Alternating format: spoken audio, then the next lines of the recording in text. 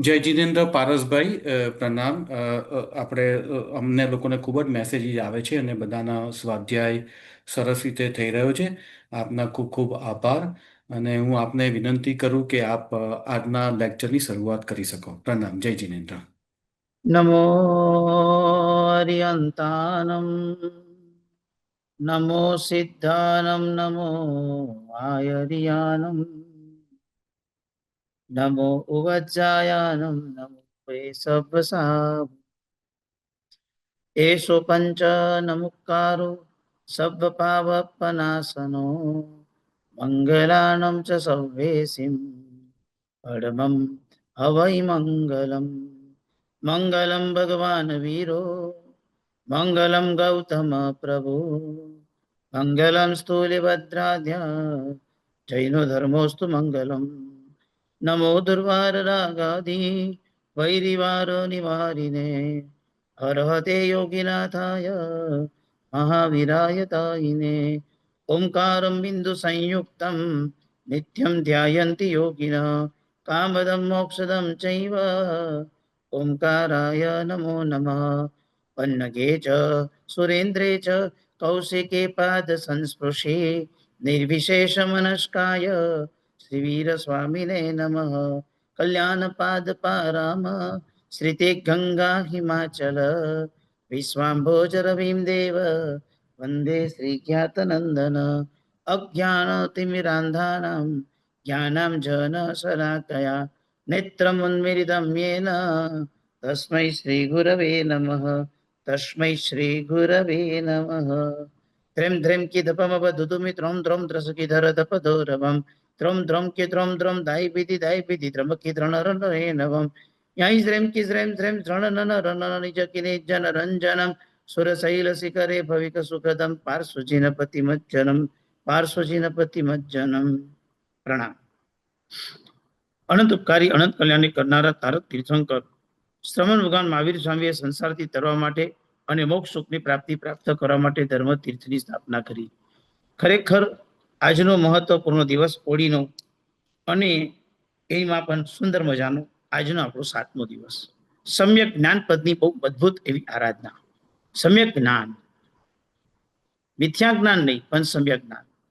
અને એટલા માટે તો વાચક પ્રવર ઉમાસાતીજી મહારાજનું તત્વાર્થાધિગમ સ્તોત્રની અંદર બહુ અદભુત સૂત્ર છે। સમ્યક દર્શન, સમ્યક જ્ઞાન, સમ્યક ચારિત્રાણી, સમ્યક દર્શન જ્ઞાન ચારિત્રાણી મોક્ષ માર્ગ। જ્ઞાન એટલે શું? તત્વનો પ્રકાશ ઇઝ ઇક્વલ ટુ જ્ઞાન। જેમાં તત્વનો પ્રકાશ હોય, જેમાં પ્રદ્યોત હોય, જે પ્રકાશક હોય તેને જ્ઞાન કહેવાય છે। કેવળ જ્ઞાનનું સંતાન એટલે જ્ઞાન, જેમાં કેવળ જ્ઞાનની અનુભૂતિનું સ્તર હોય છે। વિવેકની માતા એટલે કહી શકાય છે જ્ઞાન, જે વિવેક ઉત્પન્ન કરાવે। જ્ઞાન સાથે વિવેક હોય તો એ જ્ઞાનની શોભા બહુ અદભુત છે। માટે જ્ઞાનની સાથે વિવેકને જન્માવે તે જ્ઞાન। શ્રવણના ચક્ષુ તેને કહેવાય છે જ્ઞાન। શ્રવણના ચક્ષુ જ્ઞાનસાર નામના ગ્રંથમાં મહોપાધ્યાયજી યશોજીજી મહારાજ એક મજાનો શ્લોક લખ્યો છે 24મા અષ્ટકની અંદર પેલી ગાથા। ચર્મ ચક્ષુર્ભૂત સર્વે દેવાશ્ચાવધિ ચક્ષુષ સર્વત ચક્ષુષ સિદ્ધા સાધવ શાસ્ત્ર ચક્ષુષ। ચર્મ ચક્ષુર્ભૂત સર્વે, આ જગતના બધા પ્રાણીઓ ચામડાની આંખથી જુએ છે। દેવાસ છ અવધિ ચક્ષુષ, દેવલોકના દેવો પાસે અવધિ જ્ઞાન રૂપી ચક્ષુ છે। સિદ્ધા સર્વત ચક્ષુ, કારણ કે સિદ્ધ ભગવંતો પાસે કૈવલ્ય જ્ઞાન છે। સિદ્ધો બધે કૈવલ્ય જ્ઞાનથી જોઈ રહ્યા છે। જ્યારે સાધુ પાસે કઈ ચક્ષુ? તો કે સાધવ શાસ્ત્ર ચક્ષુ છે। સાધુની પાસે શાસ્ત્ર એ ચક્ષુ છે। શાસ્ત્રરૂપી વિવેક, શાસ્ત્રરૂપી દીપકના માધ્યમથી અદ્ભુત રીતે આખા જગતને, જૈન શાસનને, મોક્ષ માર્ગને જોવાની જો સામર્થ્ય શક્તિ કોઈ પણ પાસે હોય તો તે સાધુ ભગવાન પાસે છે। અને આવા પ્રકારના જ્ઞાન, જેના 5 પ્રકાર આપણે તો પ્રસિદ્ધ જાણીએ છીએ: મતિ જ્ઞાન, શ્રુત જ્ઞાન, અવધિ જ્ઞાન, મનઃપ્રયોગ જ્ઞાન અને કેવળ જ્ઞાન। મનન અને ચિંતન મંથન કરાવે, 5 ઇન્દ્રિયોને વિષયના બોધ સાથે જે જોડીને રાખે તેને કહેવાય છે મતિ જ્ઞાન। બધા જીવો પાસે મતિ જ્ઞાન, આ તો મતિ અજ્ઞાન બંને સ્વરૂપમાં કંઈ પણ હોઈ શકે છે। ભગવાનના શ્રુત જ્ઞાનનો વારસો એના અભ્યાસ અને અધ્યયન દ્વારા, અધ્યાપન દ્વારા જે જ્ઞાન પ્રાપ્ત થાય તે શ્રુત જ્ઞાન કહેવાય છે। જૈન શાસનની 2 રીતે સેવા થઈ શકે, એક બાહ્ય અને એક અભ્યંતર। બાહ્ય શાસન સેવા એટલે જે લોકો મંદિર બનાવે, ઉપાશ્રય બનાવે, ભોજનશાળા બનાવે, ધર્મશાળા બનાવે, આન બાન શાન સ્ટ્રક્ચરની અંદર પૂતગલમાં પોતાની શક્તિ વાપરે, છરીપાલિત સંગ કરે કે નવાનું કરાવે ઇત્યાદિક રૂપે ગુરુદેવની ભક્તિ કરે, જૈન શાસનના બધા વિષયોની અંદર જોડાય, તે બધા બાહ્ય શાસન સેવા કરે છે. પણ પ્રભુના જ્ઞાનને જે પોતે ભણે અને ભણાવે, સાચવે અને પ્રભુના જ્ઞાનનું સંશોધીકરણ, સુસંપાદનકરણ અને પ્રાચીન લિપિમાંથી અર્વાચીન લિપિમાં કરવાનું જો કાર્ય કોઈ પણ કરતું હોય તો તે શ્રુતક જ્ઞાનના વારસોને ટકાવવા દ્વારા અભ્યંતર શાસનની સેવા કરે છે. શું ફરક છે બંને સેવામાં? તો કે બાહ્ય શાસન સેવા કરો એમાં કદાચ રાગ દ્વેષ કરવા પડે, થઈ શકે મે બી, પરંતુ અભ્યંતર શાસન સેવામાં રાગ દ્વેષ ન થાય. કારણ કે જ્ઞાન અભ્યંતર જગતનો દીવડો છે, આંતરિક જગતની શુદ્ધિ છે, આંતરિક જગતને વિશુદ્ધ ભાવે લાવનાર એક વિશિષ્ટ શક્તિ છે. માટે જ્ઞાનની અંદર આવી કોઈ ભૂમિકા આવતી નથી. આવું એક વિદ્વત જ્ઞાન જે અભ્યંતર શાસન સેવામાં જોડાયેલું છે અને જેના દ્વારા કરીને દરેક જીવો વિવેક પ્રાપ્ત કરે છે. ખાલી એક જ કલ્પના કરી લો કે આપણા શ્રી સંઘની અંદર જો પાઠશાળા ન હોય, આપણા શ્રી સંઘની અંદર જો અધ્યાત્મ જગતની પાઠશાળા ન હોય, આપણા નાના નાના ગામડામાં આપણા મમ્મી આપણને નવકાર મંત્ર આપ્યો ન હોત, અથવા નાના નાના ગામમાં કે સિટીની અંદર પાઠશાળામાં 2 પ્રતિકોણ, પંચ પ્રતિકોણ કે વંદિતુ સૂત્ર સુધીનો અભ્યાસ જો આપણે કોઈએ વડીલોએ ન કર્યો હોત તો આજે આપણે કોઈ ઉપાશ્રયના કે દેરાસરના પગથિયા ચડ્યા ન હોત. આજથી 127 વર્ષ પહેલા જે પાઠશાળામાં મેં અભ્યાસ કર્યો છે, યશોવિજયજી જૈન સંસ્કૃત પાઠશાળા, અમારા સંસ્થાના આદ્ય સંસ્થાપક વેણીચંદભાઈ કસ્તુરબા અને વેની બાપા, વેનીચંદ સુરચંદ અને વેનીચંદ બાપા ઘરે ઘરે લોકોની પાસે સંપત્તિ માંગવા જતા કે મારે એક પાઠશાળા બનાવી છે. રવિસાગરજી મહારાજ અને વિજયજી મહારાજની પ્રેરણાને લઈને ચાલુ થયેલો આ ઉત્તમ માર્ગ, એક એવી સંસ્થા, એક એવી પાઠશાળા બનાવીએ કે જેને કારણે ત્યાં ચડેલો વ્યક્તિ ખાલી માત્ર 2 પ્રતિકોણ ભણશે ને તો પણ જૈન શાસનની ભવિષ્યની ધોરણે આગળ વહાનું સામર્થ્ય પ્રાપ્ત કરશે. શતાબ્દી ગ્રંથ વખતે આખો ગ્રંથ જયારે બહાર પડ્યો ત્યારે એમાં લેખ લખાયો છે. એક જણના ઘરે વેનીચંદ બાપા પૈસા લેવામાં ગયા, 5 રૂપિયા, 1 રૂપિયા, 2 રૂપિયા એ સમયની અંદર મળતા હતા. 127 વર્ષ પહેલા એક માણસે જોરથી લાફો ઠોકી દીધો છે. ભેટ માંગવા નીકળ્યો, મા બાપના દીકરો થઈને, શરમ નથી આવતી તને? પ્રેમથી અમારા વેનીચંદ બાપાએ એને સ્વીકાર કર્યો છે અને પછી એને 5 રૂપિયા આપ્યા. આજે સંસ્થાનું એક નાનકડું ઉદ્ગમ સ્થાન ઊભું થયું અને લગભગ 2700 થી 3000 વિદ્યાર્થી પ્રાય કરીને એમાંથી તૈયાર થયા. અને તમે જાણી શકો છો જૈન શાસનમાં જ્યાં સાધુ સાધી યુગંતો પહોંચી ન શકે ત્યાં પંડિતો, શિક્ષકો, અધ્યાપકોએ શું કમાલ કરી દીધી છે. અભ્યંતર શાસન સેવા, પ્રભુના શ્રુતક જ્ઞાનનો વારસો સ્વીકારીને એને ડેવલપ કરીને એને આગળ ધપાવવાનું કામ જો કોઈએ પણ કર્યું તો આવી એક પાઠશાળાએ કર્યું છે. કેવી એ અદ્ભુત પાઠશાળા છે. મને બહુ સરસ મજાના આ જૈનાના પ્લેટફોર્મ પર જ્યારે વાત કરવાની વાત આવે ને ત્યારે ખાલી માત્ર એક ક્યુરિક્યુલમ જોઈએ. જૈના સંસ્થાએ તૈયાર કરેલો એક અદ્ભુત ઇંગ્લિશ, વર્તમાનકાળના દુનિયાના જેવો સમજી શકે તેવી લેંગ્વેજમાં અમેરિકન ઇંગ્લિશની અંદર તૈયાર થયેલો આખો એક પાઠશાળાનો સિલેબસ કેટલો અદ્ભુત છે. નહીં તો હું શિકાગો સંઘની અંદર તો ત્યાં દર્શનાબેન પ્રદીપભાઈ ભણાવે આખી પાઠશાળા.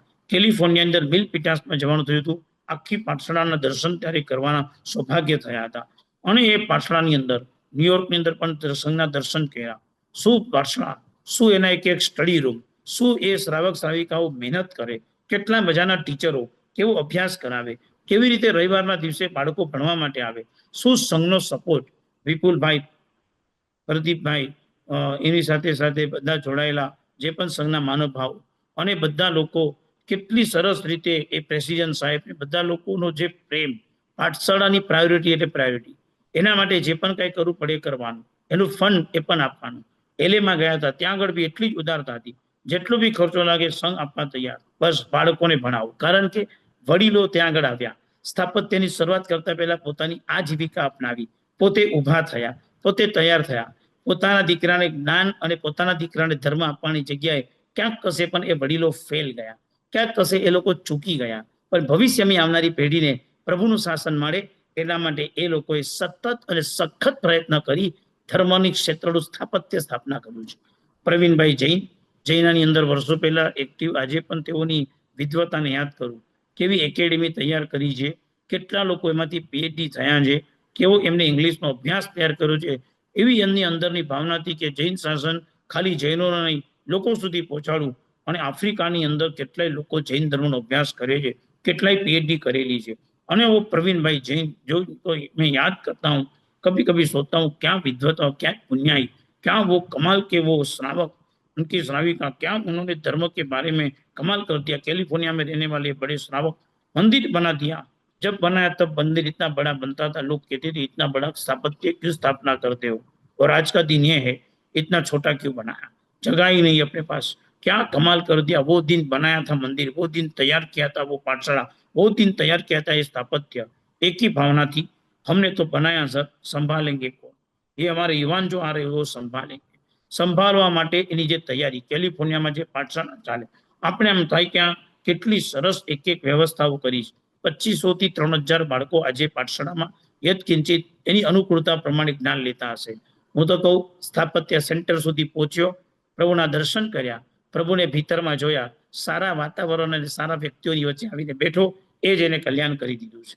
અને એનો માટે સઘન પ્રયત્ન આપણી કોપી લઈને ઓસ્ટ્રેલિયાની અંદર સિડની અને મેલબોર્નમાં એ જ પ્રમાણે ડેવલપમેન્ટ અત્યારથી વધુ સઘન પ્રયત્નથી ચાલુ થયું છે। કારણ કે ભવિષ્યની પેઢીને તો જ્ઞાન આપવું જ પડશે। જો જ્ઞાન નહીં આપે તો એ લોકો એમ કહેશે કે અમને લોકોને કઈ ખબર જ નથી। તો આ સ્થાપત્ય સાચવશે કોણ?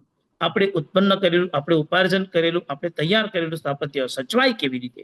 માટે પરમાત્મા બી કેવલ જ્ઞાનની પ્રાપ્તિ કર્યા પછી બીજું કઈ નથી, રોજ 2 ટાઈમ દેશના આપે છે। સમસરણ મંડાય અથવા તો કોઈ હાથીશાળા હોય કે કોઈ પણ નાના ક્ષેત્રમાં ભગવાનનું સિંહાસન મુકાય અને બસ મસ્ત મજાનું ભગવાનના જ્ઞાન, ભગવાન પોતે કેવલ જ્ઞાનથી જે જાણે છે, શ્રુત જ્ઞાનના વારસાએ એ ગણધરોને, ત્યાં બેઠેલી પ્રજાજનોને સમ્યક જ્ઞાનનો બોધ કરે છે। દ્રવ્યાનો યોગ, ચરણ કરનાનો યોગ, ગણિતાનો યોગ, આ બધા અનુયોગોનું વાદ, નયવાદ, સાપેક્ષવાદ, અનેકાંતવાદ, એકાંતવાદ, અનિત્ય કઈ રીતે, નિત્ય કઈ રીતે, નિત્યાનિત્ય કઈ રીતે, સપ્તભંગી, સપ્ત પ્રદીપ, અને સાથે સાથે નૈગમ, સંગ્રહ, વ્યવહાર, રુજુસૂત્ર, શબ્દ, સમવિરુડ એવં ભૂત, 7 નયો, એવડીમાં દ્વાદશારણી ચક્રમાં આવેલા દ્રવ્ય પર્યાયના 12 નયો, 12 નયોમાંથી તૈયાર થતા 700 નયો, 700 માંથી થતા અનંત અવયવ, અનંત અનંત નયો, એમાં નય અને પ્રમાણની અદ્ભુત વાતો, પ્રમાણ અને નયના માધ્યમે જ્ઞાન કેવી રીતે પ્રમાણ બને, એની સૂક્ષ્મમાં સૂક્ષ્મ વાતો, એ બધું પ્રભુ સ્વયં પોતાની દેશનામાં પ્રકાશે છે। અને તત્કાલીન ક્ષેત્રમાં બેઠેલા ગણધરો એને સૂત્રમાં ગૂંથે છે, અને ત્યાં બેઠેલા બાકીના બધા લોકો એને ઊંડાણથી ભણે છે। આ શ્રુતજ્ઞાનનો વારસો, આ શ્રુતજ્ઞાનની મહત્તા, આ શ્રુતજ્ઞાનની શક્તિ વિશેષ આપણને જોવા માટે મળે છે। ખરેખર બીજું કાંઈ નથી કહેતો, એક પ્રેરણા હંમેશા મારી રહેશે, કારણ કે જ્ઞાન એ તો મારો પણ મનગમતો વિષય છે। કારણ કે બસ નાનપણથી નવકાર મળ્યો ત્યારથી 8 દિન સુધી સતત અભ્યાસ અને અધ્યયનનો વિષય રહે। માટે બીજું કાંઈ ન કરતા આપણે આપણા પરિવારને, આપણા શ્રી સંઘના તમામે તમામ બાળકો ભણે, તૈયાર થાય। હું તો તમને કહું, ભણીને ભૂલી જશે તો પણ ચાલશે, આવવો જોઈએ ને ભણવો જોઈએ। બની શકે કે સ્વાધ્યાય ન કરે તો ભૂલી શકે, ભૂલવું ન જોઈએ, હું સમજુ છું, છતાં પણ ભૂલી શકે, પણ એને સાંભળેલું તો હશે ને, અને કર્યું તો હશે ને। અત્યારે જ મને યાદ છે, વોશિંગ્ટનની અંદર પ્રફુલભાઈ કરીને એક શ્રાવક ત્યાં આગળ કદાચ સાંભળતા હશે, આઈ થિંક સો, એ પ્રફુલભાઈ, હું યાદ છે ડેટ્રોઇટમાં તેઓ રહેતા હતા, અને પર્યુષણ દરમિયાન જતો હતો ને એમને તે વખતના સમયમાં પર્યુષણની અંદર અજીત શાંતિ અને પ્રાય કરીને લઘુ શાંતિ કે મોટી શાંતિ, આનો અભ્યાસ ત્યારે ચાલુ પર્યુષણની અંદર એમને ત્યાં કર્યો હતો। શુદ્ધ સૂત્રોને વાંચીને એટલા બધા ખુશ અને રાજીના રેડ થયા હતા, કલ્પનાતીત। આપણને એમ થાય કે આ શું કમાલ થઈ ગઈ। ન્યુયોર્કની અંદર અત્યારે પણ એક નિમેશભાઈ કરીને પરિવારના સર્વિકા ટ્વિંકલબેન છે, અને ટ્વિંકલબેન આખા અતિચાર, ઇંગ્લિશમાં ભણેલા, ગુજરાતી બોલતા ન ભાવે, ક્લાસ લઈ લઈને તૈયાર કરીને 1/14ની અંદર એમને પોતે નાનકડા પ્રતિકોણમાં બોલવાનો પ્રયત્ન કર્યો। 5-15 ભૂલ આવી હશું, ના નથી પાડતો, પણ એટલી બધી ખુશી હતી કે પ્રભુના જ્ઞાનને બોલવાનો આનંદ હતો, અને એ જ્ઞાનને તૈયાર કર્યું। એક આનંદ, એક અનુભૂતિ, એક એવી સુંદરતાની સભ્યતા જો પ્રાપ્ત થતી હોય તે જ્ઞાનના પ્રેમમાં તૈયાર થાય છે। આ તો 2-3 જણા દ્રષ્ટાંત આપું છું, બાકી આપ સર્વે કેટલા વિદ્વત હશો, કેટલા જ્ઞાની હશો। तो ये जो मैं प्रवीण भाई की बात बताना चाहता था, क्या उन्होंने कमाल कर दिया, क्या एकेडमी तैयार की कि पढ़ाने के भगवान का ज्ञान घर घर तक पहुंचे, लोगों को पता चले। उन्होंने एक बुक तैयार की थी, मुझे शायद उनके घर पे गया था तब वो बुक बताई थी। जो अमेरिकन इंग्लिश में बुक तैयार करने वाला व्यक्ति, लेखक जो था, राइटर जो था, न तो वो जैन था, मगर ग्रंथ जैन धर्म का लिखते लिखते उन्होंने नॉनवेज छोड़ दिया था। ये मुझे बता रहे थे कि क्या असर, ये भगवान का ज्ञान की क्या ताकत, एक ज्ञान का क्या विवेक हो सकता था, ये समझ नहीं पाते थे। एक ज्ञान, અને એટલા માટે જ આ જ્ઞાનની બહુ અદ્ભુત ભૂમિકાને લઈએ। જ્યારે ગણધર ભગવાન તો આવે છે ભગવાનની પાસે, અને ભગવાનને પહેલો પ્રશ્ન પૂછ્યો છે, ભયવમ કિમ તત્તમ, ભગવાન તત્વ શું છે? મુઠ્ઠી પર વાસક્ષેપ મસ્તક પર નાખીને ભગવાન પહેલું પદ આપે છે ઉપન્નૈવા. આ જગતના તમામે તમામ પદાર્થો પ્રતિ સમય ઉત્પન્ન થાય છે. ઉપન્નૈવા કા વિષય હોને કે બાદ વાપિસ આ જગતના બધા પદાર્થો ઉત્પન્ન થાય છે, બધું જનરેટ થાય છે, યા તો બધું ચેન્જ. ઉત્પન્નનો અર્થ જનરેટ પણ લેવાય ને ચેન્જ પણ લેવાય. Something is change, like is change, કંઈક ચેન્જ થયું. પણ ચેન્જ જ થાય એવું ક્યાં દેખાય છે? કેટલીક વસ્તુ તો એમને એમ પણ દેખાય છે, કેટલીક તો તૂટતી પણ દેખાય છે. તો આ કેમ ભગવાને કીધું હશે? એટલે પાછો પ્રશ્ન પૂછ્યો, ભયવમ કિમ તત્તમ, ભગવાન તત્વ શું છે? પ્લીઝ પ્રભુ, તત્વ શું છે? ત્યારે પ્રભુએ બીજો વાસક્ષેપ નાખીને કીધું વિગમૈવા. પહેલો શબ્દ શું હતો? ઉપન્નૈવા. ઉપન્નૈવાનો અર્થ છે જગતના બધા પદાર્થો પ્રતિ સમય ઉત્પન્ન થાય છે, જનરેટ થાય છે, યા તો ચેન્જ થાય છે. વિગમૈવા એટલે જગતના તમામ પદાર્થો પ્રતિ સમય ડલ થાય છે, નાશ પામે છે, તૂટી જાય છે, સમાપ્ત થઈ જાય છે, એનું અસ્તિત્વ નથી રહેતું. કન્ફ્યુઝ થઈ ગયા. ભગવાન, બધું ઉત્પન્ન થાય છે પ્રતિ સમય, અને પાછું એ જ સમય બધું નાશ થાય છે, બાજુના સમય પણ નહીં, એ જ સમય, જે સમય ઉત્પન્ન થાય છે એ જ સમય કોઈને કોઈ રીતે તે નાશ પણ થયું છે. બરાબર સમજો. જે સમય ઉત્પન્ન થાય છે એ જ સમય કોઈને કોઈ રીતે તે નાશ પણ થયું છે. અને સાથે સાથે પાછું કન્ફ્યુઝ થઈ ગયા. એટલે પાછો પ્રશ્ન ભયવમ કિમ તત્તમ, ભગવાન આ તત્વ શું છે? ત્યારે પ્રભુના મુખમાંથી તૃતીય પદ નીકળ્યું અને ગંધર્વો રાજીના રેડ થઈ ગયા. અને તૃતીય પદ હતું ધ્રુવૈવા. જગતના તમામે તમામ પદાર્થો નિત્ય ધ્રુવ રૂપે રહે છે, 100% તે રીતે રહે છે, ધ્રુવૈ.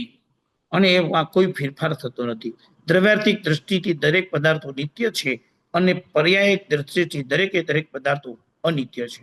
આ શ્રુતજ્ઞાનનો વારસો. આપ નહીં માનો, શ્રુતજ્ઞાનની ગંભીરતા કેટલી ઊંડી હશે. એક વાત તમને કહી દઉં. અત્યારે આ ચૈત્ર મહિનો ચાલે છે, ગુજરાતી મહિનો ચૈત્ર કહેવાય. ચૈત્ર સુદ 11, 12, 13, 14 અને પૂનમ, આ 5 દિવસ દરેકે દરેક સાધુ સાધ્વીજી ભગવંતે સ્પેશિયલ એક કૌશક સાંજના પ્રતિક્રમમાં કરવું પડે. અચિત રજ ઉડ્ડાવનાર્થમ કૌશક. સચિત અચિત રજનો જો કૌશક ન કરે આ દિવસોમાં 3 દિવસ કન્ટિન્યુ કરવાનો. જો ન કરે તો સાધુ સાધી ભવન તો આખું વર્ષ અભ્યાસ કરવાના અધિકાર નથી, મટી જાય છે. વિચાર કરો, જ્ઞાનને પ્રાપ્ત કરવા માટે પણ કેવી કન્ડિશનો હશે. એ સચિત અચિત રજ એટલે અસજ્જાયના નિમિત્તોને તોડવા માટેના એ ઉપાયો છે. એની માંગણી, એની રિસ્પેક્ટફુલ રજા લેવાની, અને એ અભ્યાસ કરવા માટેની, આ પાત્રતા માટેની પરમિશન 14 રાજલોકમાંથી પસાર કરવાની, આ માર્ગ આપણે ત્યાં મુકાયેલો છે. અને આવા પ્રકારનું જ્ઞાન, અને એ જ્ઞાન એટલે not a knowledge, not a information. જ્ઞાન એટલે આ ભાઈનું નોલેજ બહુ સારું છે, નોલેજ જેની પાસે ઘણું એને જ્ઞાનીની સમજ થાય, વિદ્વાન છે. આઈ ફોર ઇન્ફોર્મેશન, કદાચ કોઈની પાસે ઇન્ફોર્મેશન ઘણી બધી હોય, એટલા માત્રથી તે જ્ઞાની નથી. એટલા માત્રથી તે જ્ઞાની નથી, વિદ્વાન હોઈ શકે છે, જ્ઞાની એવો ન હોય. જ્ઞાની બહુ અદભુત છે. ભક્ષ્યા ભક્ષ્યા જે વિના લઈએ, પેય અપેય વિચાર. કેવા સરસ મજાના પદો લખેલા છે પૂજાની ઢાળની અંદર. કેવા જ્ઞાનને વિવેક સાથે જોડાયો છે. જ્ઞાન એક વિઝડમ, જ્ઞાન એટલે સમજણ, જ્ઞાન એટલે વિવેક, જ્ઞાન એટલે પરિપૂર્ણતા, જ્ઞાન એટલે એ વ્યક્તિની સૌમ્યતા, સભ્યતા, એના કેવા કેવા ગુણો મૂકેલા છે. અને એટલા માટે સ્નાતસ્યાની ગાથામાં લખ્યું છે, જ્ઞાનની આખી ઉપમા બતાવી છે. અર્હત વક્ત્ર પ્રસૂતમ ગણધર રચિતમ દ્વાદશાંગમ વિશાલમ ચિત્રમ બહવર્થયુક્તમ મુનિગણ વૃષભૈ ધારિતમ બુદ્ધિમદ્ભિ મોક્ષાગ્રદ્વારભૂતમ વ્રતચરણ ફલમ જ્ઞેય ભાવ પ્રદીપમ ભક્ત્યા નિત્યમ પ્રપદ્યે શ્રુતમહમ અખિલમ સર્વલોકૈકસાર. કેવું શ્રુતજ્ઞાનનો વારસો આપણે મળ્યો છે, કેવું શ્રુતજ્ઞાનનો વારસો આપણી પાસે. અને એક સૂત્રજ્ઞાની બધા અર્હત વક્તર પ્રસૂતમ. અહીંયા હું ઓડીના પ્રવચનો કરી રહ્યો છું આપની સામે. આ ઓડીના બધા પદાર્થો હું બોલી રહ્યો છું. એક પણ પદાર્થ મારા ઘરનું મેં મૂકી શક્યો નથી, અધિકાર પણ નથી, આવડતું પણ નથી, ને કરવાનું પણ નથી.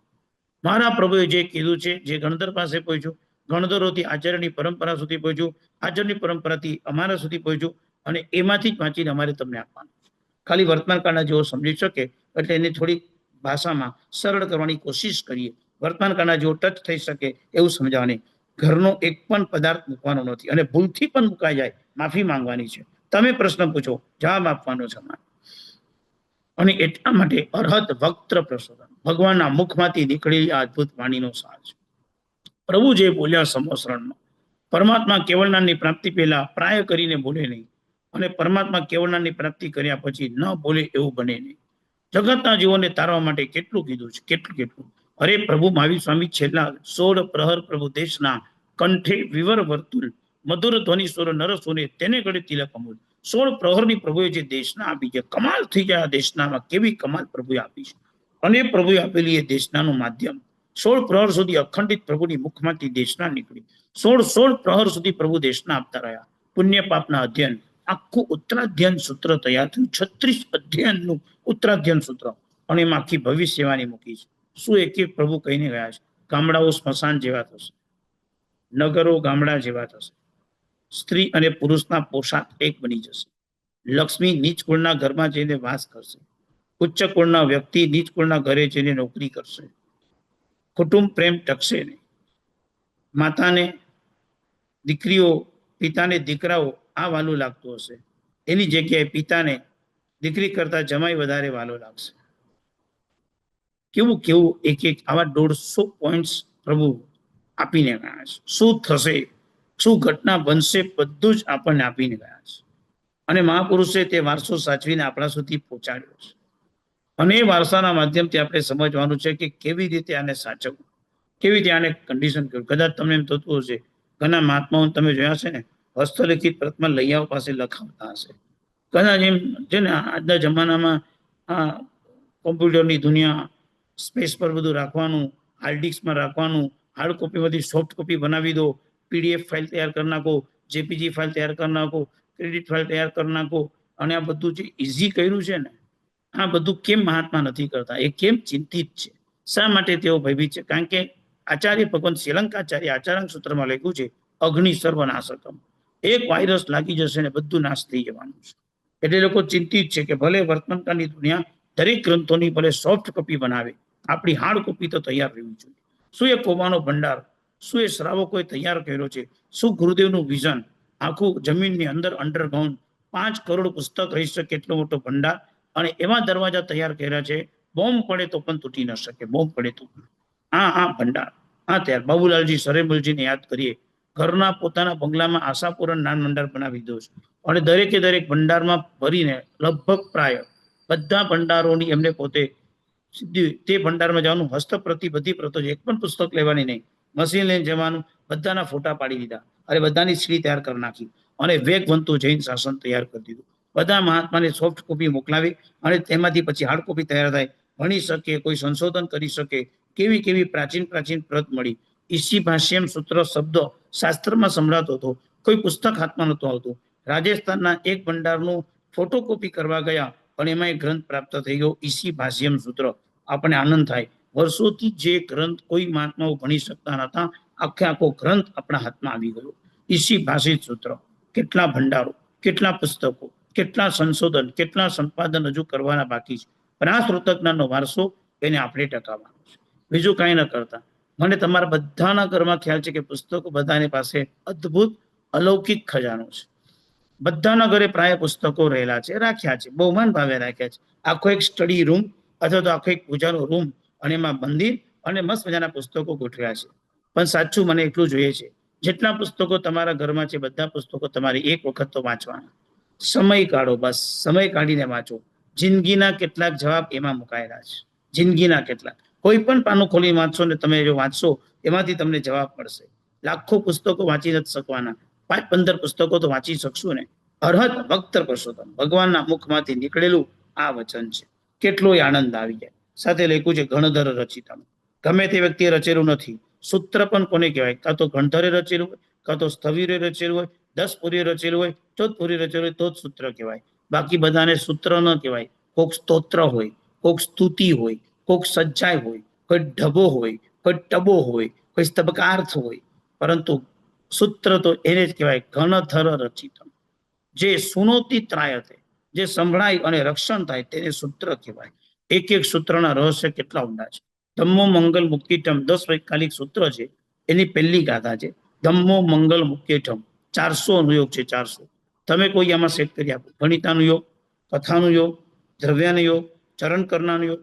ચલો તંત્રિક યોગ બતાવો. તાંત્રિકો શું કરે? આમ ધૂને, બરાબર છે, ભૂતળા કરવા માટે. ધમવું જોઈએ. ક્યારે ધૂનવાનું? તો કે મંગળવારે. તાંત્રિક વિધિ મંગળવારનો દિવસ આવે, અને એમાં મંગળવારી અમાસ હોય, મોટી વિધિ થાય. ધમ્મો મંગલ સંગીત ઘટાડી. ગણિતાનો યોગ, ધર્મ કેટલા પ્રકારનો? 4 પ્રકારનો. અને એમાં ધર્મ શું કરે તો કે મંગલ. મંગલ એટલે શું તો કે ત્રણ. ત્રણ એટલે શું તો કે દેવ ગુરુ ધર્મને રહીને જે વ્યક્તિ ધર્મની આરાધના કરે છે તે સૌથી ઉત્કૃષ્ટ થાય છે. મંગળ ત્રીજો કેમ રવિ સોમ મંગળ. આખો ગણિતાનો યોગ એમ આખો ગ્રંથ ગણિતાનો યોગથી ચાલે. ચરણ કરનાનો યોગ. શું ચરણ ચારિત્રની આપણે શું વિચારણા કરી શકીએ? આખો ચરણ કરનાનો યોગ છે. ધર્મ એ ઉત્કૃષ્ટ મંગલ છે. એનો મતલબ એ થયો ધર્મના આચરણ કરો તો ઉત્કૃષ્ટ વિચારવાનું, મિનિમમ મીડિયમ નહીં વિચારવાનું. ઘરમાં જમાઈ રાજના તમે કહો સાદી ચા પી, અરે ના ભાઈ રજવાડી કેસરી ચા કર, કેસરીઓ ચા પીએ. કારણ કે મહેમાન આવે ત્યારે સ્વાભાવિક છે કે આપણા ઘરની શોભા આપણે સારી બતાવી. તો પ્રભુને ધરવાનું હોય ત્યારે શું તો કે ઉત્કૃષ્ટ, જરાય કચાશ નહીં કરવાની. ભગવાનને ધરવું છે, જિંદગીમાં ક્યારેક ધરીએ છે તો ઉત્કૃષ્ટ, નાનું બહુમાન પણ ઉત્કૃષ્ટ, કોઈ કચાશ નહીં. પૂજાના ઉપકરણો કેવા હોય છે? ચાંદી ના જ હોવા જોઈએ, કાંઈ નથી ચોરાઈ જવાનું, બધું રહેવાનું છે. ભગવાનની ભક્તિ માટે જે રાખવું એ અવન કોટીનું હોવું જોઈએ, અવલ્લ કોટીનું હોવું જોઈએ. ભગવાન માટેના ડ્રેસ, પૂજાના ડ્રેસ કેવા અદ્ભુત જ હોવા જોઈએ. હા, સામયિકમાં અદ્ભુત નહીં, સામયિકમાં મર્યાદા છે કે થોડું ધોતું ને થોડું કટાશનું, એમાં વ્હાઈટ જ કટાશનું જોઈએ, જે રીતની મર્યાદા છે. એમાં ચાંદીનો ચરડો નિયત ચાલશે, ભલે સુખડની દાંડી પણ ચાલશે કે રક્તચંદનની દાંડી ચાલશે, એમાં બીજું નથી જોઈતું કે સામે કે વૈરાગ્યનું પ્રતીક છે. પણ પૂજા સેવા ભક્તિનું પ્રતીક છે. ભક્તિ ભાગીરથી, ભક્તિ ઉત્કૃષ્ટ ભાવની હોય, એમાં ઉત્તમમાં ઉત્તમ દ્રવ્ય જોઈએ. સાદા દ્રવ્યથી ભક્તિ નહીં કરવાની, મસ્ત ઉત્તમ ને ઉત્તમમાં ઉત્તમ દ્રવ્યથી ભક્તિ કરવાની. અને એટલા માટે બહુ સરસ રીતે આ સંદર્ભની અંદર ઘણી ઊંડી વાત લખી છે. ગણતર રચિતમ દ્વાદશાંગમ વિશાલમ. કેટલું જ્ઞાન! 16,383, 16,383 એલિફન્ટ. આટલા એલિફન્ટનું વજન કરો. એ બી મહાવિદ્ય ક્ષેત્રના હાથી, અહીંયાના નાના નાના હાથી નહીં, મજબૂત હાથી લેવાના. એ હાથી, આટલા હાથી એનું વજન કરો એટલા પ્રમાણવાળી સૂકી સાય લેવાની. સૂકી સાય એટલે સમજ્યા ને, પાવડર, ડ્રાય. અને ડ્રાય પાવડર ભેગો કરીને એનાથી તમારે ભીની કરીને પછી ગ્રંથો લખવાના. અને આટલા ગ્રંથો લખાય ત્યારે એમ કહેવાય 14 પૂર્વો આટલા હાથી પ્રમાણ સાયથી લખાયેલા છે. આ ખાલી 14 પૂર્વ. બાકી આપણી પાસે તો 12 અંગ છે. એમાં 12 અંગમાંનું 12મા અંગ દ્વાદશાંગી. એમાં 5 પાર્ટ છે: સૂત્ર, પરિકર્મ, પૂર્વ, પૂર્વાનુમોદ, ચુલિકા. એમાં પૂર્વગતની અંદર 14 પૂર્વો આવે. એ આટલા ઊંડાણમાં લખાયેલા છે. કેવું હશે, કેટલું ઊંડું હશે! આજે તો વિચ્છેદ થઈ ગયું છે, પણ આજે 14 પૂર્વનો સર એવો નવકાર મંત્ર આપણી બધાની પાસે છે. પણ એ નવકાર મંત્રને યાદ કરીને આટલા સાંઈને લઈને યાદ કરીએ. કેવો વારસો આપણા સુધી પહોંચાડ્યો. સિદ્ધસેન દિવાકર સુરી મહારાજા. ગ્રંથ વાંચો, સંમતિ તર્ક શાસ્ત્ર ભણો તો કરી, આપ નહીં માનો. વર્તમાન કાળમાં આચાર્ય ભગવંતોએ કહ્યું છે, જે મુનિ ભગવંત કે જે સાધ્ય ભગવંત સંમતિ તર્ક શાસ્ત્રનો અભ્યાસ કરે અને એને બુદ્ધિ કદાચ ચલાવવી પડે તો એના માટે બદામનો શીરો વાપરવાની રજા છે. આમ નિર્દોષ અને આમ દોષિત વાપરવાનું. કારણ કે જે દર્શન યોગના પદાર્થો, દાર્શનિક જગતની જે ચર્ચા, એની ઊંડાણની આપણે વિચારણા કરીએ તો કલ્પના ન થઈ શકે એવા ગ્રંથ રચ્યા છે. કલ્યાણ મંદિર સ્તોત્ર પાઠ આપણે બોલીએ અને એની અંદર બરાબર 11મી ગાથા આવી અને 11મી ગાથામાં શિવલિંગ ફાટ્યું અને અંદરથી અવંતી પાર્શ્વનાથ દાદા પ્રગટ થયા. 11મી ગાથાના માધ્યમે આજે ચમત્કાર સર્જાયો. એની રચના કરનારા સિદ્ધસેન દિવાકર સુરી મહારાજ. બીજા એક સિદ્ધસેન ત્યાં તત્વાર્થની અંદર એક ટીકા છે, સિદ્ધસેનની ટીકા. ભણો તો તમને એમ થાય કે આ શું ગ્રંથ રચી દીધું છે. કેટલો ગહન ગ્રંથ, જેનું વર્ણન, જેનું વિવેચન અત્યાર સુધી વિક્રમસુરી દાદા 5મા અધ્યાયનું કરી શક્યા છે. બાકીના અધ્યાયો તો હજુ ચાલી રહ્યા છે, ઉદય પ્રભસુરી દાદા કરી રહ્યા છે. પણ કહેવાનો છે માત્ર કે આવા ગહન ગ્રંથો, શું એની ઊંડાણ, શું એ દ્રવ્યાનુયોગનું સ્વરૂપ અને એની રચના કરનારા સિદ્ધસેન દિવાકર સુરી મહારાજા. યાદ કરીએ દેવર્ધી ગની સમાજ શ્રમણ. મેં તમને કાલે પણ કીધું હતું, 500 આચાર્યની સભા 13 વર્ષ માટે વલ્લભીપુરમાં રચાઈ ગઈ અને ભગવાન જ્ઞાનનો વારસો ગ્રંથારૂઢ કરવાની શરૂઆત થઈ ગઈ.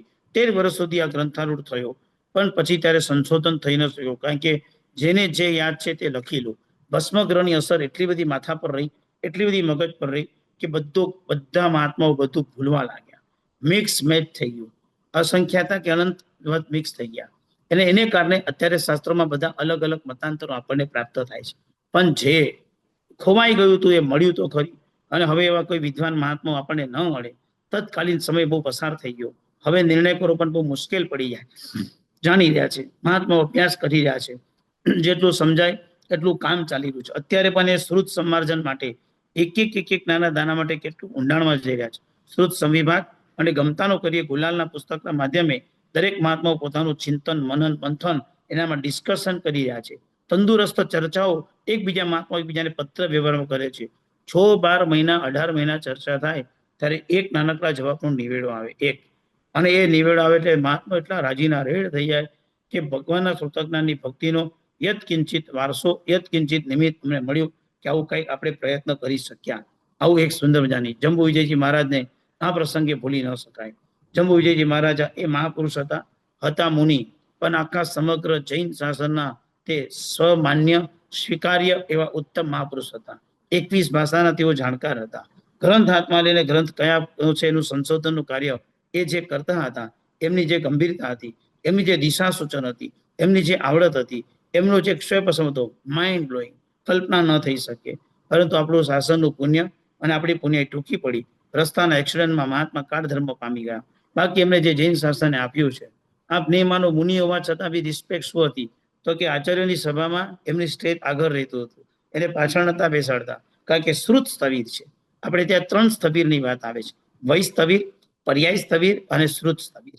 જે લોકો મોટી ઉંમરમાં થઈ ગયા હોય ને 80, 90, 95 એટલે વય સ્થવિર કહેવાય કે ઉંમર બહુ મોટી થઈ ગઈ છે. 20 વર્ષનો દીક્ષા પર્યાય પસાર થઈ જાય એટલે એ પર્યાયથી સ્થવિર કહેવાય કે હવે 20 વર્ષ થઈ ગયા છે એટલે હવે પાણી લેવા ન જાય, ગોચરી બોરા લગભગ પ્રાય જરૂર ન હોય તો ન જાય. જેમ જેમ પર્યાય મોટો થાય તેમ તેમ એ લોકોનું લેવલ, એ લોકોની ભૂમિકા નવા સ્ટેજમાં આગળ વધતી જાય. પણ જે ભલે પર્યાય ગમે તેટલો નાનો છે, સમવાયા, નિશિત સૂત્ર અને ભગવાનના ગ્રંથોને ભણીને તૈયાર થયા હોય અને એની વિદ્વતામાં જે તૈયાર થયા હોય તેને શ્રુત સ્થવિર કહેવાય છે. આવા શ્રુત સ્થવિર મહાત્માઓ આજે પણ જગતમાં બિરાજિત છે. એમના દર્શન કરીએ તો જ્ઞાનની આભા, એમનો પ્રભાવ, એમની ઓરા કાંઈક અલૌકિક હોય છે. એમની ધારા શક્તિ, એમની આવડત ઘણી બધી અદ્ભુત અને ઘણી અજોડ હોય છે. અને એમાંના જંબુ વિજયજી મહારાજા યાદ કરતા રહી જઈએ શું ગ્રંથની રચના કરી હશે. એક જગ્યાએ બૌદ્ધની પ્રસતા ચાલતી હતી અને જંબુ વિજયજી મહારાજે એ બૌદ્ધ ગ્રંથ ઉપર ઘણું સરસ સંપાદન કર્યું હતું, ઘણી સરસ તૈયારી કરી હતી. અને એમને પોતાને ખ્યાલ આવ્યો કે અહીંયા આગળ કંઈક સેમિનાર ચાલી રહ્યો છે, એટલે સેમિનારમાં જઈ પહોંચ્યા. સમય ખબર ન હતી એટલે જરાક થોડોક લેટ થઈ ગયો હશે. સેમિનાર અંદર ચાલુ થઈ ગયો હતો એટલે બહાર વ્યવસ્થાપકે રોક્યા કે સાહેબ ક્યાંથી આવ્યા અને કેમ? તો કે જંબુ વિજયજી મૌની અને અંદર જે પ્રોફેસર આવ્યા છે ને એમને મળવા આવ્યો છું.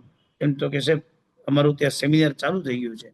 ઓકે, સોરી, નહીં જવાય. તો એક કામ કરો ને, એમને આટલા એક મેસેજ આપજો ને કે જૈન મુનિ એમને મને આમંત્રણ આપ્યું હતું કે તમે આવજો, હું આવ્યો છું. જૈન મુનિ જંબુ વિજયજી આવ્યા છે એટલા આમંત્રણ આપી દેજો. યાદ રાખજો, સ્વદેશે પૂજ્ય તે રાજા, વિદ્વાન સર્વત્ર પૂજ્ય તે. રાજા ખાલી પોતાના દેશમાં પૂજાય, પણ વિદ્વાન વ્યક્તિ જ્યાં જાય ત્યાં પૂજાય. જ્ઞાનની બહુ ઊંચી દશા છે, જ્ઞાનની બહુ ઊંચી લેવલ છે અને જ્ઞાનની બહુ ઊંડી દશા છે. વર્ષો પહેલા જંબુ પૂજ્યપાદ ગુરુદેવ જયગોશ્રી દાદા પાસે બેઠો હતો અને ઉપકારી ગુરુદેવની પાસે જ્યારે જ્યારે બેસવાનું થાય એમના ઉપકાર અનંતના છે. કાંઈ નહોતું આવડતું અને બધું સમજાયું, મને ભણાવ્યું, મને તૈયાર કર્યું, સ્વરૂપ સમજાવ્યું. શું જ્ઞાની પુરુષ હતા! મને હજુ સુધી એક જ્ઞાની પુરુષને ઓળખી શક્યો નથી. પૂર્વજન્મમાં 14 પ્રિય હતા. આ બધું તો ગુરુદેવ સાથે અંદર અભ્યંતર ડિસ્કશન થયું હોય ને એના જવાબ તમને કહું છું. આ કંઈ બહાર જાહેરમાં કહીને કંઈ મતલબ નથી. એટલો ઘન અને નગિષ્ઠ સંબંધ. અને એમને મને એક જ વસ્તુ કીધી, સાધુ સાધી ભવનને ભણાવવાનું કાર્ય કરશે. બસ ગુરુના વચન મળે ને આપણે એમ થાય કે આપણને કેવો માર્ગ, મોક્ષ માર્ગ બતાવી દીધો. અને એટલા માટે જંબુ વિજયજી મહારાજ ત્યાં પધાર્યા છે. અને એ વખતના સમયની અંદર એ લોકોએ કીધું ગુરુદેવ ઉભા રહો, અંદર એક ચિઠ્ઠી મોકલાવી. આપ બહુ ઇમ્પોર્ટન્ટ વ્યક્તિ પણ હોઈ શકો, આપ જાઓ જો. સેમિનાર તો 3-3.5 કલાક ચાલશે ને પછી કંઈક અમારી ક્ષતિ થશે. નાનકડી ચિઠ્ઠી લખી, સેમિનાર ચાલુ છે, 3-4 હજારથી વધારે લોકો બેઠા હશે, તેઓ પોતે પ્રવચન આપતા હતા અને વ્યવસ્થાપકે ત્યાં ચિઠ્ઠી મૂકી, 12 જૈન મુનિ જંબુ વિજયજી આવ્યા છે અને આપને યાદ કરી. ચાલુ સેમિનાર કીધું છે, વિદ્વાનો પ્લીઝ ક્ષમા ચાહું છું, 10 મિનિટનો સમય માંગુ છું. 12 એક એવા વિશિષ્ટ વ્યક્તિ આવ્યા છે, હું તમને એના દર્શન કરાવવા માંગુ છું. સ્વયં બહાર આવ્યા, જંબુ વિજયજી સાથે રૂમમાં બેઠા અને સેમિનાર કક્ષમાં લઈને આવ્યા અને બધાને કીધું જે ગ્રંથ આપણો છે, જેના ત્રુટક પદો હતા, જે પદોની પર ડિસ્કશન એટલું બધું મુશ્કેલ હતું, આ જૈન મુનિએ એટલું સરસ રીતે એનું ડિસ્કશન, એટલું સરસ એનું વિવેચન તૈયાર કર્યું છે કે આપણા માટે ગૌરવની વાત છે. આ જૈન મુનિ છે. આ ભૂમિકા ક્યાં જઈને પ્રભુના દર્શન, પ્રભુના શાસનની અભિવ્યક્તિ કરી બતાવી. આવા જંબુ વિજયજી મહારાજા આમ નતમસ્તક બંધન થઈ જાય. જેમને એના દર્શન કર્યા હશે તે આંખોને પણ ધન્ય છે. આવા જ્ઞાનીના દર્શન જેમને મળ્યા હશે, પૂજ્યપાદના એ ચરણોમાં વંદન કરીએ કારણ કે એમને જેમને જોયા હશે ને 100% એમની નિકટમાં જે વ્યક્તિ આવ્યો છે ને એની પાસે શ્રુત જ્ઞાનનો વારસો, ખજાનો, જ્ઞાન ભંડાર અને વ્યક્તિ પોતે પણ વિદ્વાન જ હશે. આ હું ગેરંટી સાથે તમને કહું છું. આ પ્રમાણે ચિત્ત દ્વાદ સાંગમ વિશાલમ યાદ કરીએ વાદીદેવ સૂરી મહારાજ. શું કલ્પના કરી શકીએ? શું કલ્પના? વાદીદેવ સૂરી મહારાજની શું વિચારણા કરી શકીએ? આજે વાદીદેવ સૂરી ન હોત ને તો આ કોઈ શ્વેતાંબર ન હોત, કોઈ જુગર ન હોત. આ વાદીદેવ સૂરી મહારાજ ન હોત ને તો આજે આપણી પાસે પ્રમાણની વ્યાખ્યા ન હોત. શું કળા, શું આવડત અને કેવી રીતે એમને પોતે પ્રભુના શાસનના માર્ગ પર શું નામ જ વાદીદેવ સૂરી, શું આમ સહજતાથી બોલે અને શું તર્કબદ્ધ રીતે જૈન શાસનના અજોડ ઇતિહાસને અમર કરી બતાવ્યો છે કે આપણે કલ્પના ન થઈ શકે. આગળ વધીએ. હીરસુરી મહારાજ, સેનસુરી મહારાજ. સેન પ્રશ્નો ને હીર પ્રશ્નના ગ્રંથો ન હોત તો અત્યારના પ્રશ્નોની મૂંઝવણને સમાધાન કોણ કરતે? હરિભદ્ર સૂરી ને હેમચંદ્ર સૂરી ન હોત તો વ્યાકરણ કોણ બનાવતે? હરિભદ્ર સૂરી ન હોત તો આવા મજાના ઊંડા પૂર્વનો જ્ઞાનના પદાર્થો આપણને કેવી રીતે મળતે? મોપાધ્યાય યશોજીજી મહારાજ ન હોત તો આવી સૂક્ષ્મતા, સચોટ તર્ક યુક્તિઓ આપણને કેવી રીતે મળતી? આ બધું દ્વાદ સાંગીના પેટા વિભાગની અંદર વિચાર લે છે. આગળ લખ્યું છે ચિત્રમ. ભગવાનનું જ્ઞાન કેવું છે? ચિત્ર. ચિત્ર એટલે ડ્રોઈંગ નહીં, ચિત્ર એટલે આશ્ચર્યકારી. કારણ કે અહીંયા આગળ યોગની વાતો તમે લેવા, તમને એમ થાય કે મારે યોગ ભણવો છે. યોગ ભારતી, યોગ વિંશિકા, યોગ બિંદુ, યોગ દ્રષ્ટિ સમુચ્ચય, યોગસાર, યોગશાસ્ત્ર, યોગશાસ્ત્ર. છોકરી તમે કે ના મારે હવે યોગ નથી પણ મારે અધ્યાત્મમાં જવું છે. ઓકે, અધ્યાત્મ સાર, અધ્યાત્મ કલ્પદ્રુમ, અધ્યાત્મ ઉપનિષદ ગ્રંથો. તો કોના મારે આચારના ગ્રંથમાં જોઈએ. ઠીક છે, આચારાંગ, ઉત્તરાધ્યન સૂત્ર, 10 વૈકાલિકના બેઝિક, 10 વૈકાલિક હાજરી ટીકા, 10 વૈકાલિકની નિર્યુક્તિ ટીકા, 10 વૈકાલિક ચોરણી. તમે કે ના ના ના આચાર્ય ગ્રંથમાં નથી જવું, મારે કથાનું યોગમાં જવું છે. ઓકે, જ્ઞાતા ધર્મ કથા 3.5 કરોડ વાર્તા, અત્યારે 19 વાર્તા ઉપલબ્ધ. પરિશિષ્ટ પર્વત, 63 સલાહકા પુરુષ ચરિત્ર અને જૈન શાસનના સુલભ કાવ્ય પ્રવેશિકા, સુલભ ચરિત્રાણી ઇત્યાદિ ગ્રંથો, જેની અંદર મહાપુરુષો અને કથા સાહિત્યમાલા સેંકડો વાર્તાઓનો બનેલો ગ્રંથ તૈયાર છે. તમને કે મારે ગણિતાનું યોગમાં, મને મેથ્સ કરવું છે, નો પ્રોબ્લેમ. સૂર્ય પ્રજ્ઞપ્તિ, જંબુદ્વીપ પ્રજ્ઞપ્તિ, ચંદ્ર પ્રજ્ઞપ્તિ 3 ગ્રંથ, વૃત્ત ક્ષેત્ર સમાસ વગેરે ગ્રંથોની અંદરના સૂક્ષ્મ ગણિતો, આ ગણિતાનું યોગની 7 કરે છે.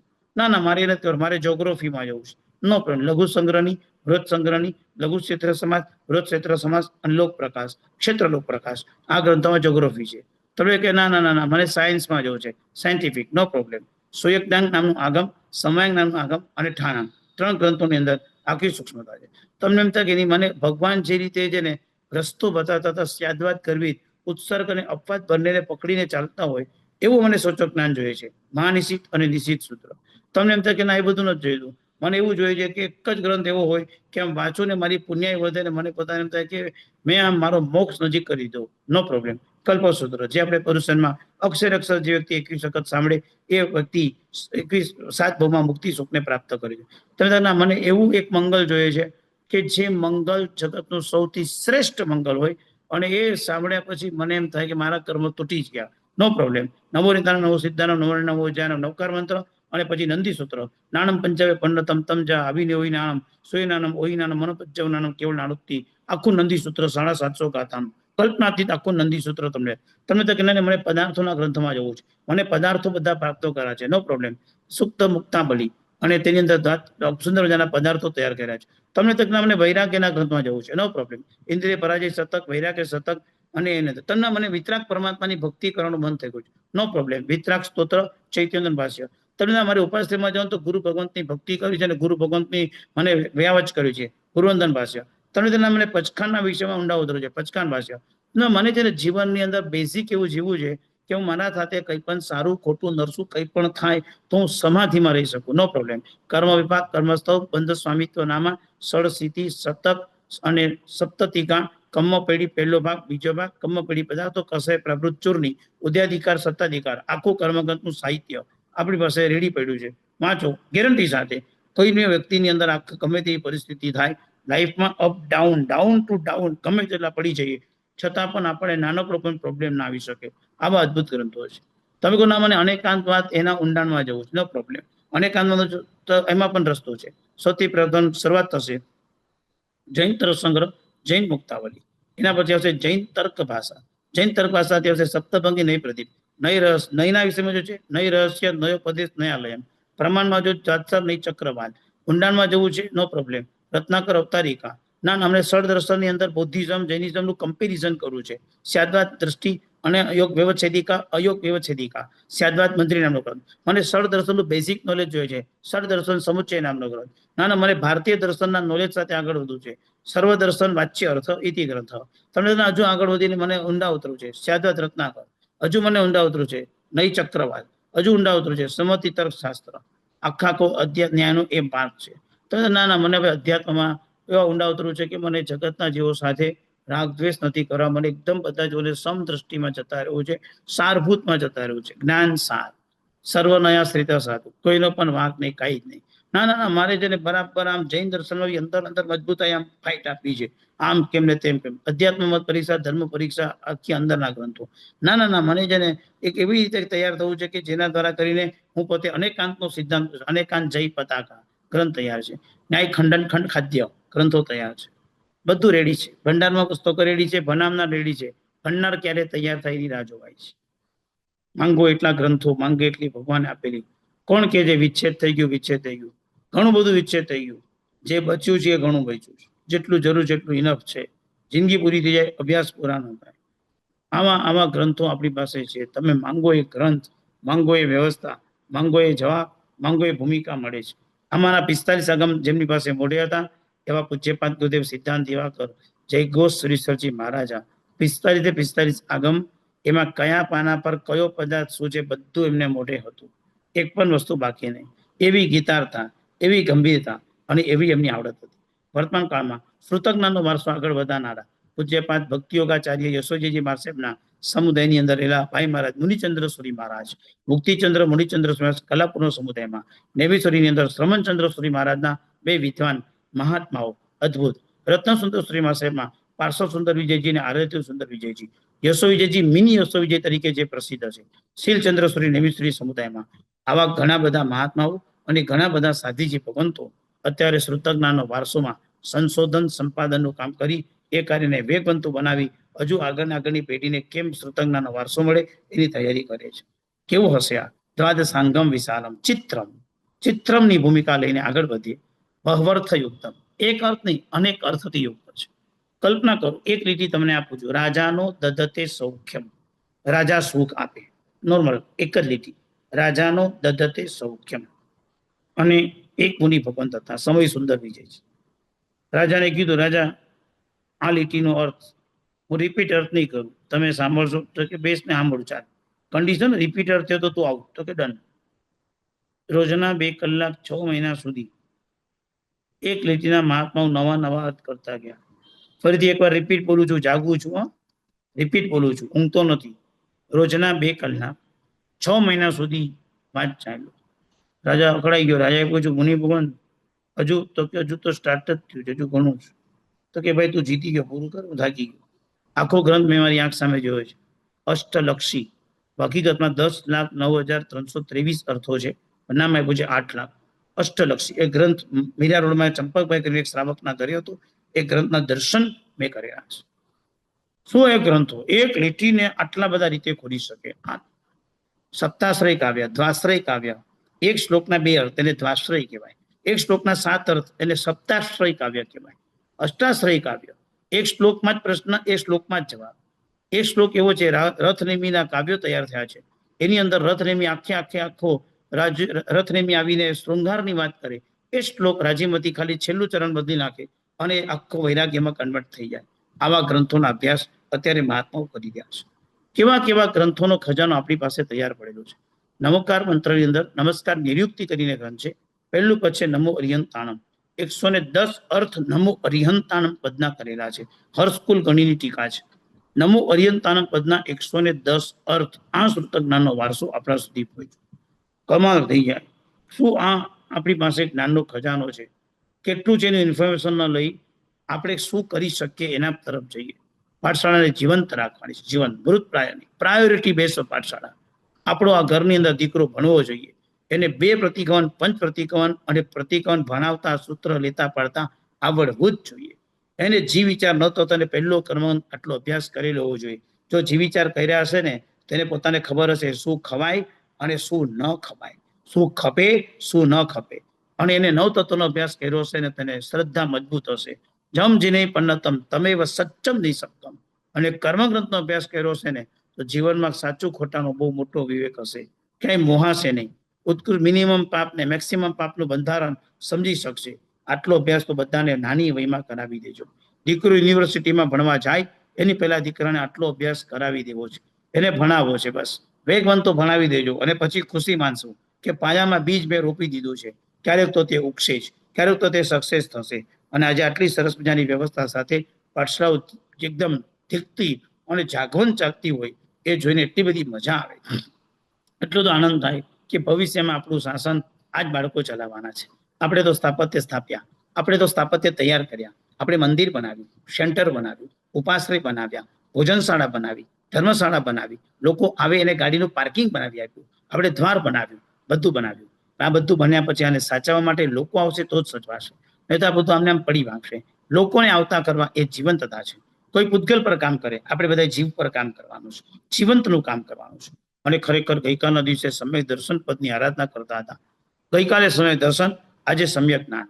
દર્શન પણ એટલું જ મહત્વનું છે, સેન્ટર પણ એટલું જ મહત્વનું છે, સ્થાપત્ય પણ એટલું જ મહત્વનું છે. હું બહુ નાનો હતો, અમને યાદ છે, એક તો એક આપણી પરિસ્થિતિ તો બધા સામાન્યમાંથી મોટા થયા હોય, સામાન્ય પરિસ્થિતિમાં પણ એક તીર્થયાત્રામાં વેકેશનમાં જતા, કારણ કે હજુ બી એસેલ વર્લ્ડ નથી જોયું, આટલામાં સમજી જાઓ. સંપત્તિ ત્યારે નથી, આજે છે, આજે મન નથી. પણ એ સમયની અંદર નાના હતા ત્યારે વેકેશન ટાઈમમાં પપ્પા એક દિવસ અમને એક તીર્થમાં વિરાર પાસે અગાસી કરીને એક તીર્થ છે 4 પેટ, અને અગાસી મુંબઈમાં વિરાર પાસે ટ્રેનમાં જવાય, રિક્ષામાં નજીકમાં પહોંચી જવાય એવા તીર્થમાં સવારથી સાંજ સુધી બપોર સુધી રહેવાનો પ્રોગ્રામ હતો. ઠીક પ્રમાણમાં પૂજા થઈ ગઈ, પાતા ગાતામાં વાપરી લીધું, અને સામે એક પેઢીની અંદર એક ઈટ યોજનાની કૂપન પડી હતી. અને ઈટ યોજનાની કૂપનમાં લોકો આવતા હતા, એમાં 100 રૂપિયાની, 200 રૂપિયાની, 400 રૂપિયાની, 800 રૂપિયાની, 1000 રૂપિયાની આવી કૂપન હતી. સામે એક દેરાસર તૈયાર થતું હતું, એ દેરાસરની અંદર તમે ઈટ યોજનામાં લાભ લો. અને ઈટ યોજનામાં લોકો લખાવતા હતા, અને લોકોને હું જોતો હતો, હું ત્યાં જ રમતો હતો, હું જોતો હતો કે લોકો આવે છે ઈટ યોજનામાં લાભ લે છે. સમય એવો હતો એટલે મેં પપ્પાને પૂછ્યું હતું, પપ્પા આ ઈટ યોજના એટલે શું હોય, લોકો કેમ આવી કૂપન લે? કારણ કે કૂપન રંગબેરંગી હતી, કૂપન આપી દેવાસ, બીજું કઈ પાવતી ન હોય. ત્યારે મને પિતાજી એમ સમજાવ્યું હતું કે બેટા આટલું મોટું દેરાસર છે ને એક સાથે કોણ બનાવે, કારણ કે બહુ મોટું દેરાસર હોય. તો ઈટ યોજના એટલે એક માણસ એક ઈટ મૂકે, એક માણસ એક ઈટ આપે, બીજો માણસ બીજો ઈટ આપે, ત્રીજો માણસ ત્રીજી ઈટ આપે, એમ કરતા કરતા આખું દેરાસર તૈયાર થઈ જાય. બહુ સામાન્ય સમજણમાં મને પિતાજીએ સમજાવ્યો છે ઈટ એટલે શું. પપ્પા આપણે એક ઈટ મૂકીએ તો, ત્યારે પિતાજી કીધું તો બેટા આપણી પાસે એટલી શક્તિ નથી કે આપણે ઈટ મૂકી શકીએ. પણ એ પેઢીની નજીક ઉભો હતો, અને ત્યાં ઉભા ઈટ યોજનાને હું જોઈ રહ્યો હતો. કોઈએ 5 કૂપન, કોઈએ 4 કૂપન, કોઈ 1 કૂપન લીધી. પછી અડધો પોણો કલાક થયો છે, એટલે પપ્પા ખબર નહીં ભાવ થયો છે કે મને કે 1 કૂપન લઈ લે, નાની 100 રૂપિયાની કૂપન ત્યારે અપાવી. જે ભાવથી એ કૂપન લીધી, જે ભાવથી આનંદ આવ્યો, એ ભાવ આજે પણ ઉભો છે કે મેં દેરાસરની એક ઈટ. મને એટલું ખબર છે કે દેરાસર કયું કેમ થયો છે, આજનો ભાવ ત્યારનો ભાવ, ઘણા વર્ષોએ દેરાસર તૈયાર થયો છે. આજે અંજન સલાકા પ્રતિષ્ઠા મહોત્સવ જ્યારે જ્યારે કરાવવાનો સૌભાગ્ય મળે, કે શિખરબંધી મોટા જિનાલયમાં જ્યારે અંજન સલાકા ચાલતી હોય, એક દેરાસરોની જ્યારે પ્રતિષ્ઠા મહોત્સવ ચાલતો હોય, કેટલા અંજન સલાકા મહોત્સવ કરવા જઈએ, શિખર પર જ્યારે, કારણ કે દેરાસર લગભગ તૈયાર થઈ ગયું હોય, આમસાળો પથ્થર મુકાઈ ગયો હોય, એના પર ઈડું એટલે જેને કળશ કહેવાય, કળશ મારી હાજરીમાં મુકાય, કારણ કે એની વિધિ હોય. કળશ મુકાતો હોય, એક પણ કળશ એવો નથી કે હું શિખર પર ન ચડ્યો, એક પણ કળશ એવો નથી કે મુક્તિ વખતે મારી આંખ મેં ભીની કરી ન હોય. એક ઈટ, પિતાજીએ કીધું હતું એક ઈટ મૂક, અને એક ઈટ મૂકતા આખો દેરાસર તૈયાર થાય. કેટલા હોય ઈટ મૂકી છે, શિખરથી આખું નીચેનું દેરાસર દેખાતું હોય, દ્રષ્ટિમેળ થતા હોય, સોમપુરા સાથે મિટિંગો ચાલતી હોય, સોમપુરાને આખી દિશા સૂચન કરતા હોય, એના સૂપના એટલે સીનો આમ દ્રષ્ટિમેળ કરવાનો હોય, આખું દેરાસર આંખ સામે ક્લિયર દેખાતું હોય, ફોટો સેશન પણ ચાલતું હોય, અંદર લોટી મૂકેમાં ઇન્દ્રની સ્થાપના ચાલતી હોય, એક વિધિઓ છે આ બધી. અને આ વિધિમાં જ્યારે છેલ્લો કળશ જ્યારે ફાઇનલ મુકાય, એને હું ચોક્કસ હાથ લગાવું છું. લાભાર્થી હોય તો પણ મારો હાથ હોય, કારણ કે વિધિકાર તરીકે એટલે આપણે જે કરી સ્વીકાર થાય, અને મુક્તિ વખતે એ દિવસ યાદ કરું છું. પિતાજી એક ઈટ મૂકીશ, એક ઈટ ને આજે અહીંયા સુધી પહોંચ્યો છું. પરમાત્માની ભક્તિ કરતા કરતા અહીંયા પહોંચાડ્યો. ટીનાએ બહુ સરસ મજાનો વિચાર મને આ ટીમે આપેલો હતો. ઘણી બધી ટીમ છે આની અંદર, ઘણા બધા સરસ કામ કરતા હોય. બની શકે કે એ બધાનું નામ ઇંગ્લિશમાં હોય એટલે હું કદાચ બરાબર સ્પષ્ટ બોલી ન શકું, પણ મને અતુલભાઈએ વાત કરી હતી. શિકાગો જવાનું થયું હતું અને એમને મને વાત કરી હતી. જૈનાનું કન્વેન્શન થયું હશે સરસ સક્સેસફુલ, ત્યાં પછી અમે ભરૂચમાં મળ્યા. મને કે એક એવી ભાવના છે કે એક આખું દેરાસર તૈયાર થાય. કોઈ નાના નાના સંઘો હોય અહીંયા આગળ, બધી નાની નાની ફેમિલી, એટલે 25, 30, 15, 20, 25 લોકો રહેતા હોય. એ લોકો આટલો મોટો ખર્ચો કેવી રીતે કરી શકે? કે હજુ એ લોકો બી ઉગતા હોય તો એ લોકો ભગવાનની ભક્તિથી વંચિત ન રહી જાય, પરમાત્માના દર્શન પૂજનથી વંચિત ન રહી જાય. એટલે એક ભાવના છે કે ટેકો આપવો અને ખભે ખભા મિલાવીને કામ થાય. તો કે જૈનામાં પ્રેસિડેન્ટ પદ પર આવ્યા પછી એક એટલું તો કાર્ય કરવું છે કે કોઈ પણ સેન્ટર કે વિષમ કાલ જીન બિંબ જીનાગમ ભવ્યન કુ આધાર. વિષમ કાળમાં ભગવાનની પ્રતિમા અને ભગવાનનું આગમ એ જ આધાર છે. અને અતુલભાઈની આ ભાવનાને મેં હૃદયથી જોઈ. એમની આંખમાં આંસુ હતા અને એમને કીધું હતું કે બસ મને એ પ્રભુની કૃપાને એ જ આશીર્વાદ જોઈએ છે કે મને બસ એક એવું કરવું છે કે કોઈ બી સેન્ટર વર્ષો સુધી ભગવાનના દર્શનથી વંચિત કેમ રહે, બધું એના માટે શું થઈ શકે? તો કે જો ખભે ખભા મિલાઈને કામ થાય ને, એક એવા બેઝ પર 25, 200, 300, 400, 500 શ્રાવકો એક એવું નક્કી કરે કે કોઈ ફંડ નહીં, પણ જ્યારે એમ ખબર પડે કે XYZ સંઘમાં આપણે એક દેરાસર તૈયાર થઈ ગયું છે, એને આટલો ખર્ચો છે, એ લોકો આટલું કરી શકે છે, આપણે એને સપોર્ટ આપશું તો આખું દેરાસર તૈયાર થશે. સિંગલ એક ફેમિલી એક દેરાસર માટે એક ઈટ યોજના, માનો કે $500, $1000 જે નક્કી થયું હોય, આખું દેરાસર તૈયાર થશે. સ્થાપત્ય યાદ રાખજો, સ્થાપત્ય વ્યક્તિ જતા રહે, બંગલા જતા રહે, સ્થાપત્ય ક્યારેય જતું નથી, એ ત્યાં જ રહે છે. આજથી 500 વર્ષ પહેલા જો પાલીતાણાનું દેરાસર મુકાયું ન હોત તો 500મી ધજા આપણે સાક્ષી બનીને જોતા ન હોત. આજથી 900 વર્ષ પહેલા ગિરનાર જો ન મુકાયું હોત તો 900મી ગિરનારની ધજાઓ જોવા ન મળત. આજથી 900 વર્ષ પહેલા તારંગાના મંદિરો તૈયાર ન થયા હોત કુમારપાળના તો 900મી ધજા આપણને જોવા ન મળી હોત.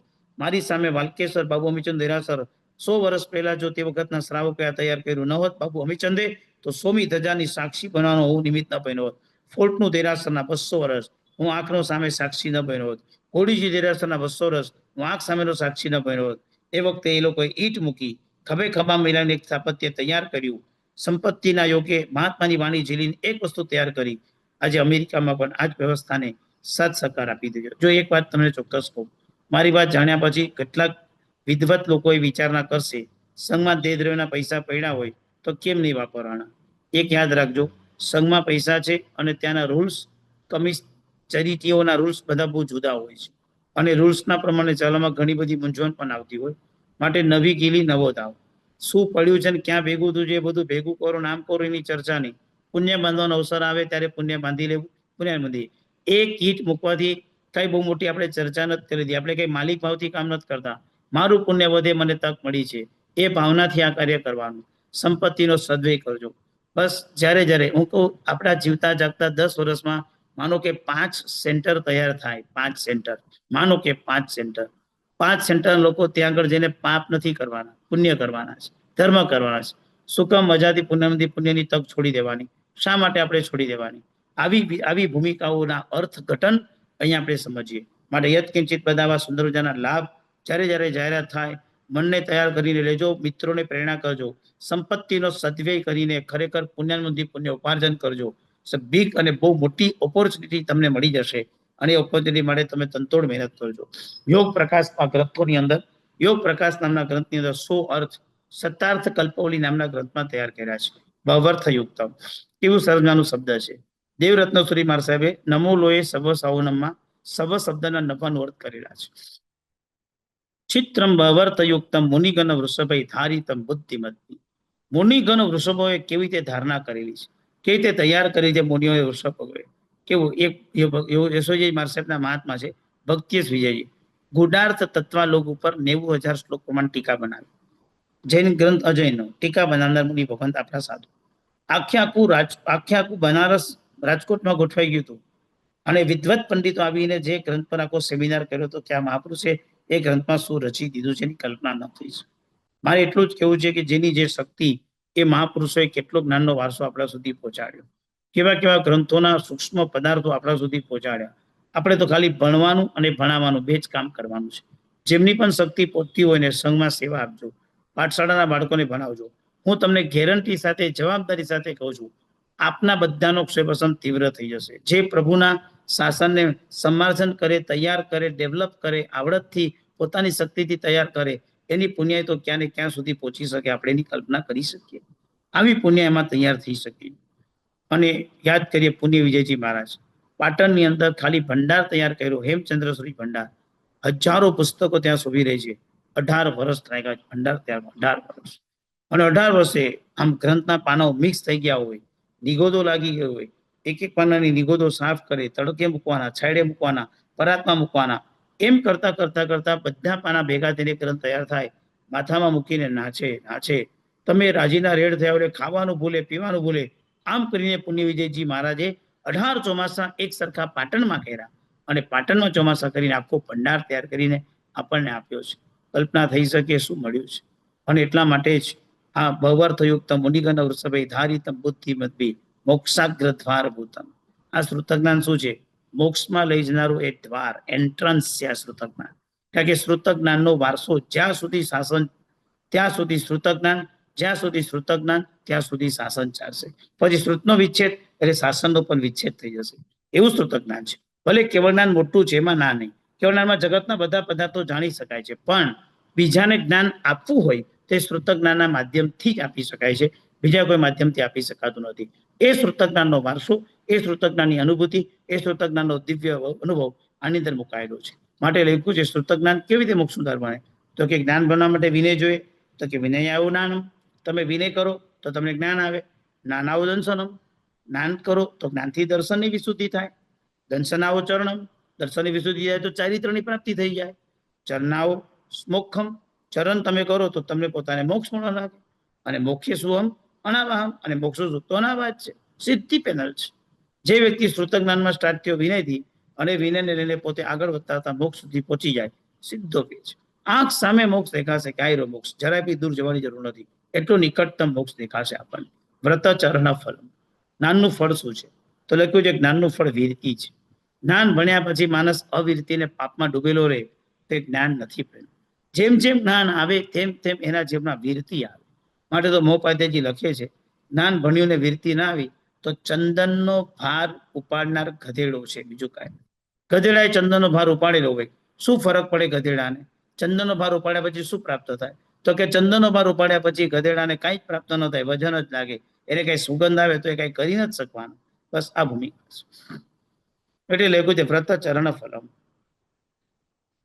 હરિભદ્ર સુરી મહારાજને 50 વર્ષ પછી પ્રભુનું શાસન પ્રાપ્ત થયું અને ત્યારે પ્રભુ સામે સ્તુતિ કરતા કરતા કહે છે અનાહા કૌ હંતો જૈન હંતો જીનાગમો. જો આ જીનાગમ ન હોત તો અનાથ એવો હું શું કરત? અનાથ હું ક્યાં જાત જો આ જીનાગમ ન હોત? આગમ છે એટલે આપણે અહીંયા પહોંચ્યા છે. તુંગ્યા નગરના શ્રાવકોની વાત આપણે ત્યાં આવે છે કે તુંગ્યા નગરના શ્રાવકો જ્યારે બી ઘરના ઓટલા પર બેસતા તો જ્ઞાનની ચર્ચા કરતા, જ્ઞાન ગોષ્ઠીની ચર્ચા કરતા. કુમારપાળ રાજા 72 વર્ષની ઉંમરે વ્યાકરણ ભણવા માટે બેઠા હતા. જૈનિઝમનું વ્યાકરણ, 72 યર્સ એજ. આ ઉંમરમાં તેઓ ભણવા માટે બેઠા હતા. આ જ્ઞાન છે, આ ભૂમિકા એક જ્ઞાનની ભૂમિકા છે. અને એ વખતના સમયમાં શોભન મુનિજી એની એક વાત આવે છે. આપણે ત્યાં આગળ શોભન સ્તુતિ, ધનપાલ કવિના વખતમાં બનેલી શોભન સ્તુતિ છે. શું કમાલ હશે ધનપાલ કવિને, શું કમાલ હશે શોભન મુનિ. જે વિદ્વતા, જે ભૂમિકા જ્ઞાનના ક્ષેત્રમાં મૂકેલી છે. શોભન મુનિ ગોચરી માટે નીકળે તો બી રચના મગજમાં ચાલતી હોય. રચના એક જગ્યાએ વધાર્યા ગોચરી માટે. અરે શ્રાવિકા બહેનોને ખ્યાલ આવી ગયો ત્યારે કે સાહેબજીનું ધ્યાન નથી ગોચરીમાં. તમે નહીં માનો, પાત્રામાં પથ્થરો ઓરાવી દીધો છે, પથ્થરો. મુનિ ભગવાન ઉપાસનામાં પહોંચી ગયા અને જોયું આપણા બેટાના હાથનો ત્યારે ખબર પડી તો પથ્થરો આવી ગયો છે. ત્યાં સુધી ખબર નથી પડી. અને એ જે સ્તુતિ શોભન સ્તુતિ બનાવી છે, 24 ભગવાનની 24, એક એક ભગવાનની 4 થોઈ, એમાં બીજું અને ચોથું ચરણ, ચરણ એટલે લીટી, બીજી લીટી ને ચોથી લીટી સરખી આવે પણ મિનિંગ બધાને જુદા. ભવ્યા ભોજ વિભોધન એક ત્રણે વિસ્તારી કર્માવલી રંભાસા વજ્ર, આમ કરીને આખી પંક્તિ આવે અને એ બંને પંક્તિ સરખી આવે પણ એ બંને પંક્તિના મિનિંગ જુદા નીકળે. આવી 24 ભગવાનની 24 સ્તુતિઓ તૈયાર કરી. પંજાબની અંદર એક સમયની અંદર એવું હતું કે લબ્ધિસુરી દાદા ત્યાં બિરાજિત હતા અને એકાશનું ચાલતું હતું. શ્રાવકના ઘરે ગોચરી ગયા હશે અને શ્રાવકે છે ને એક પીણું એમને બોરાવી દીધું. પ્રાય થોડુંક ભાંગ જેવું સમજી લો, વ્હાઈટ રંગ. દૂધને લેવાની જગ્યાએ શ્રાવકથી કોઈ ઉપયોગ સરસ ચૂક થઈ ગયો હશે અને વ્હાઈટ સરખું દેખાયું છે કે ચાસી જગ્યાએ ભાંગ જેવું બોરાવી દીધું. ઉપાશ્રયમાં એકાંશનો કરવા બેઠા અને એકાંશનો કરતા કરતા વાપરતા ખ્યાલ આવ્યો કે આ દૂધ નથી, આ તો ભાંગ છે. હવે નશો તો ચડવા, કારણ કે આવી ગયું છે. આપને માનો નશો ચડ્યો અને જાગૃત થઈને કલમ હાથમાં લીધી. એ નશોમાં સંસ્કૃતમાં 24 ભગવાનના 24 ચૈત્યવંદન અને 24 સ્તુતિઓ એમને બનાવી દીધી. નશો ઉતારી દીધો. એ સ્તુતિઓના મેં દર્શન કરેલા, એ બુક મેં જોઈ છે. કલ્પના કરો કે આ કેવી દુનિયા, કેવી અજાયબી હશે કે નશો બી ચડે તો એક જ્ઞાનનો નશો ચડે, અને જ્ઞાનના નશામાં એ જ્ઞાન પ્રત્યે કેટલો પ્રેમ જામી જાય, આવી એમની પોતાની તૈયારી હતી. અને એટલા માટે તો આ મહાપુરુષો જ્ઞાનના માધ્યમે આટલા વિધવત ભૂમિકાએ આગળ ચાલ્યા છે. એક મહાપુરુષોના જ્ઞાનના વારસોને તો શું વિચારણા કરવી, કેવી રીતે આપણે વિચારણા કરી શકીએ. પણ આપણી પાસે આટલું બધું શ્રુત જ્ઞાન મળેલું હોવા છતાં બી સાચો મેસેન્જર જો ન મળે, સાચું જ્ઞાન ન મળે, તે જ્ઞાન કેવું થઈ જાય? અજ્ઞાન દશામાં ખપી જાય. એ જ્ઞાન સાથે વિદ્વતા અને જ્ઞાન સાથે જ્યારે અલગ અલગ વ્યક્તિઓ અલગ અલગ અર્થ કરી નાખે તો એ જ્ઞાન આખું પગડી જાય. ભગવાનનું જ્ઞાન અગાધ છે, ઊંડું છે, સ્વરૂપ ઉન્મૂલક છે. અને આવા જ્ઞાનને જેની પાસે વિદ્વતા ન હોય એને બોલવાની મનાય છે. 10 વૈકલ્પિકમાં લખ્યું છે, જે મુનિ ભગવાન પાસે હે ઉપાધિનું જ્ઞાન ન હોય એ મુનિએ માત્ર મૌન રહ્યું. જે મુનિને સમજણ જ ન હોય કે શું બોલાય ને શું ન બોલાય, એ મુનિને બોલવાનો અધિકાર ના પાડી છે, નહીં. અને તો આખો અર્થનો અનર્થ થઈ જશે, આખો અર્થઘટન તૂટી જશે. એટલા માટે જ્ઞાન એની ભૂમિકા બતાવતા લખે છે કે જ્ઞાન મેળવવાનો ઉપાય શું? તો કે જ્ઞાન મેળવવું છે તો ઉપાય 4 છે: વિનય, વ્યાવચ, વિધિ અને વાચન. જ્ઞાન માટે સૌથી પહેલું જોઈએ વિનય. વિનય વિના જ્ઞાન ક્યારેય પણ ન ચડે. ક્ષણિક મહારાજા રાજગાદી પર બેઠો હતો, ઓલાને કે તું મને વિદ્યા શીખવાડ, કે કેવી રીતે તું વૃક્ષને નીચું લાવી દીધું, કે તે વૃક્ષને ઉપર કરી નાખ્યું. ઓલો શીખવાડે, ક્ષણિક ભણી જ નથી શકતો, ક્ષણિક ભડકી ગયો, તું મને શીખવાડતો નથી બરાબર. એટલે ભાઈ કુમારે કીધું, રાજન, જ્ઞાન લેવું તો તમે નીચે ઉતરો, એને તમારી ગાદી પર બેસાડો, પછી જ્ઞાન લો. નીચે ઉતર્યા, જ્ઞાની ઉપર બેઠા, અને પછી બધું જ્ઞાન ચડી ગયું. કહેવાના છે માત્ર છે કે વિનય હોય તો જ્ઞાન ચડે. શ્રીપાલ રાજાને મહિનાની આપણે વાત કરતા હતા. આજે શ્રીપાલ રાજાની ચતુરાઈની તમને વાત કરી છે. જ્ઞાની હંમેશા ચતુર અને વિવેકી હોય. મારી વાત બરાબર સાંભળજો. જ્ઞાની હોય એ નમ્ર હોય જ, જ્ઞાની હોય એ ઓછું બોલે, જ્ઞાનીનો અવાજ ક્યારેય પણ ઊંચો ન હોય, જ્ઞાની પાસે વિવેક હોય જ, જ્ઞાની પાસે વિઝન હોય જ, જ્ઞાની પાસે મિશન હોય જ. અને જ્ઞાની હંમેશા પોતાના જ્ઞાન દશામાં રમતો રહે. જ્ઞાની કોઈની નિંદા ન કરે. જ્ઞાનને વંદો, જ્ઞાનમાં નિંદો, જ્ઞાની એ શિવ સુખ ચાખ્યું. જ્ઞાનને હંમેશા વંદન થાય. અને જ્ઞાની જે હોય એ વ્યક્તિ હંમેશા ચતુર. શ્રીપાલ રાજા દેશાટન કરવા માટે નીકળ્યા છે. ચતુરાઈની આજે તમને વાત કરી કે જ્ઞાની કેવો ચતુર હોય છે. રસ્તામાં નીકળ્યા છે, દેશાટન કરવું છે, નસીબ અજમાવવું છે, શું થઈ શકે. ચંપાનગરીની અંદર કાકા અને ભત્રીજા બધા ભેગા થઈને રાજ્ય લૂંટી લીધું છે. રાજ્ય મેળવવું તો પડશે ને પાછું. મમ્મી મળી ગઈ છે, મહિના સુધીની મમ્મી મળી છે, પુણ્યપાલ રાજા મળ્યા છે, પોતાના મહિનાના પિતા પણ હવે ધર્મમાં જોડાઈ ગયા છે, કુટુંબ ફેમ સેટ થઈ ગયું છે. હવે પ્રોબ્લેમ ક્યાં ગયો? કારણ કે ઓળખાતા હતા એ રીતે કે આમ પ્રજાપાલ રાજાના જમાઈ છે. યાદ રાખજો, પોતાનાથી પ્રસિદ્ધિ થાય તે ઉત્તમોત્તમ. પિતાજીથી આપણી પ્રસિદ્ધિ થાય તે ઉત્તમ, મામાથી આપણી પ્રસિદ્ધિ થાય તે અધમ, અને સસરાથી આપણી પ્રસિદ્ધિ થાય તે અધમાધમ. આ અધમાધમ ભૂમિકા આવી ગઈ, અને અધમાધમ ભૂમિકાને લઈને નીકળી ગયો કે નહીં હવે નસીબ અજમાવવાનું છે. દૂર એક ટેકરી દેખાય, ટેકરી દેખાય એટલે એમ થયું કે કંઈક સારી જગ્યા લાગે, ચાલો ઉપર ચડો. ટેકરીમાં એક સંત બેઠો હતો, યોગી. એ સુવર્ણ સિદ્ધિ કરી રહ્યો હતો. સુવર્ણની સિદ્ધિ કરવી ઈઝી નથી. પારો મર્ક્યુરીને અગ્નિ પર રાખવાનો, અને કોઈ દિવસ મર્ક્યુરી અગ્નિ પર રહી જ ન શકે. પણ જે વ્યક્તિ સુવર્ણ સિદ્ધ કરતો હોય એ મર્ક્યુરીને ઉપર રાખે અને એને જોયા કરવાનું, અને ધીરે ધીરે ધીરે કરી આખું સોનું તૈયાર કરવાનું.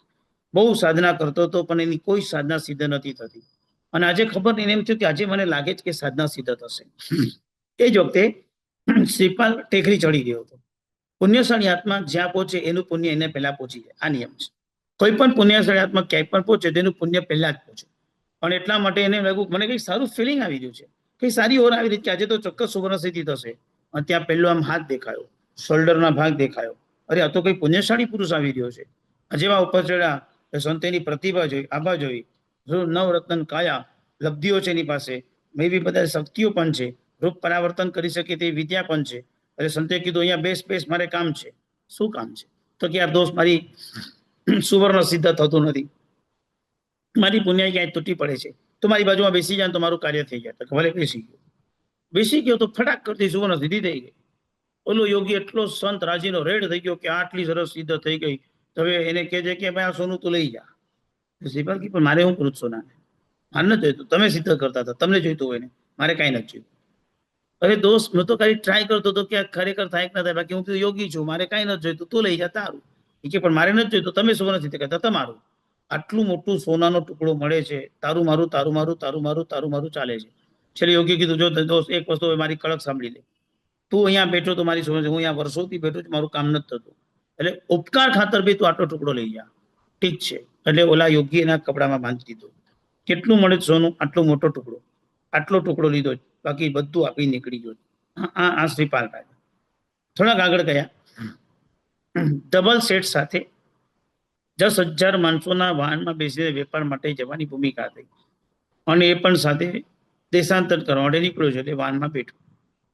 10,000 માણસો જે વેપાર કરે એના કરતા બી એકલા તે અઢળક વેપાર કરીને આપી ગયો. અઢળક. કારણ કે સિદ્ધ ચક્ર એક જ સિદ્ધ ચક્ર પૌન જાંબી સામે વિસા પછી જવું સ્વા. સિદ્ધ ચક્ર તારી કૃપાથી બધું પ્રાપ્ત થાવ. જે શ્રદ્ધાથી નીકળ્યો છે ઢગલા બંધ. ધવલ શેઠનો વેપાર તગડો કરી નાખ્યો એક જ રાત. ધવલ શેઠ વિચારે છે એ કામનો બંધો છે, આ માણસ તો કામનો છે. ધવલ શેઠ એને બોલાવીને કહે છે કે શ્રીપાલ બોલો. શ્રીપાલ ધવલ શેઠને પિતા તુલ્ય માને છે, વેપારના સંબંધ નહીં, કારણ કે સહારો આપ્યો ધવલ શેઠે. ધવલ શેઠે આજે આશરો આપ્યો છે, એના ઉપકાર નથી ભૂલતો, એટલી બધી પ્રેમ છે. અને ધવલ શેઠ કપટી છે, એ પણ યાદ રાખજો. ધવલ શેઠના મનમાં મિલી મુરાદ છે, છતાં પણ તમે જોઈ લો કેટલો વિવેક સાથે ચાલી રહ્યા છે. ધવલ શેઠ એને ઓફર આપે છે, શ્રીપાલ બીજું કાંઈ નથી કહેતો, આ દરેક માણસનો પગાર છે ને, આપણે તને સિંગલ પગાર નહીં, ડબલ ટ્રિપલ પગાર આપી દે, માથે નોકરી કર. શ્રીપાલે ધરાર ના પાડી દીધી. ધવલ શેઠ 10,000 માણસે જેટલો પગાર આપો, જેટલો પગાર મને એકલાને આપો. તો કે ગાંડો થઈ ગયો, આ બધાને સોના મોર આપું છું, તને કરોડ આપવી પડે. કરોડ કેમ? તો કે મારી વેપાર નથી કરો, હું તમારી સાથે ચાલ્યો, તમારા વાહનમાં બેઠો છું, મારું ભાડું લઈ લો, મારે કઈ તમારી સાથે વેપાર નથી કરો. હવે મને તમે સમજાવો, સામેથી સોનું મળતું હતું તો છોડવા તૈયાર છે, અને ધવલ શેઠ જયારે ઓછું રૂપિયા આપે છે તો ચતુર એવો શ્રેણિક, ચતુર એવો શ્રીપાલ, ચતુર એવો ઉંમરરાનો શ્રીપાલ નક્કી કરે છે આટલું નહીં, 10,000 માણસનો જે પગાર આપો છો એ પગાર તમે મને આપો. આ ભૂમિકાનો ભાવ છે. આ ભૂમિકાથી આપણને મળતું અવધિક જ્ઞાનની વાત, મતિ શ્રુત પછી અવધિક જ્ઞાન. જગતના બધા રૂપી પદાર્થોને અહીંયા બેઠા બેઠા જોઈ શકે એવી વિશિષ્ટ શક્તિ જેનાથી પ્રગટે તેને અવધિક જ્ઞાન કહેવાય છે. મુનિ ભગવતના જીવનમાં જ્ઞાનની પ્રાપ્તિ થાય મન પર્ય જ્ઞાન.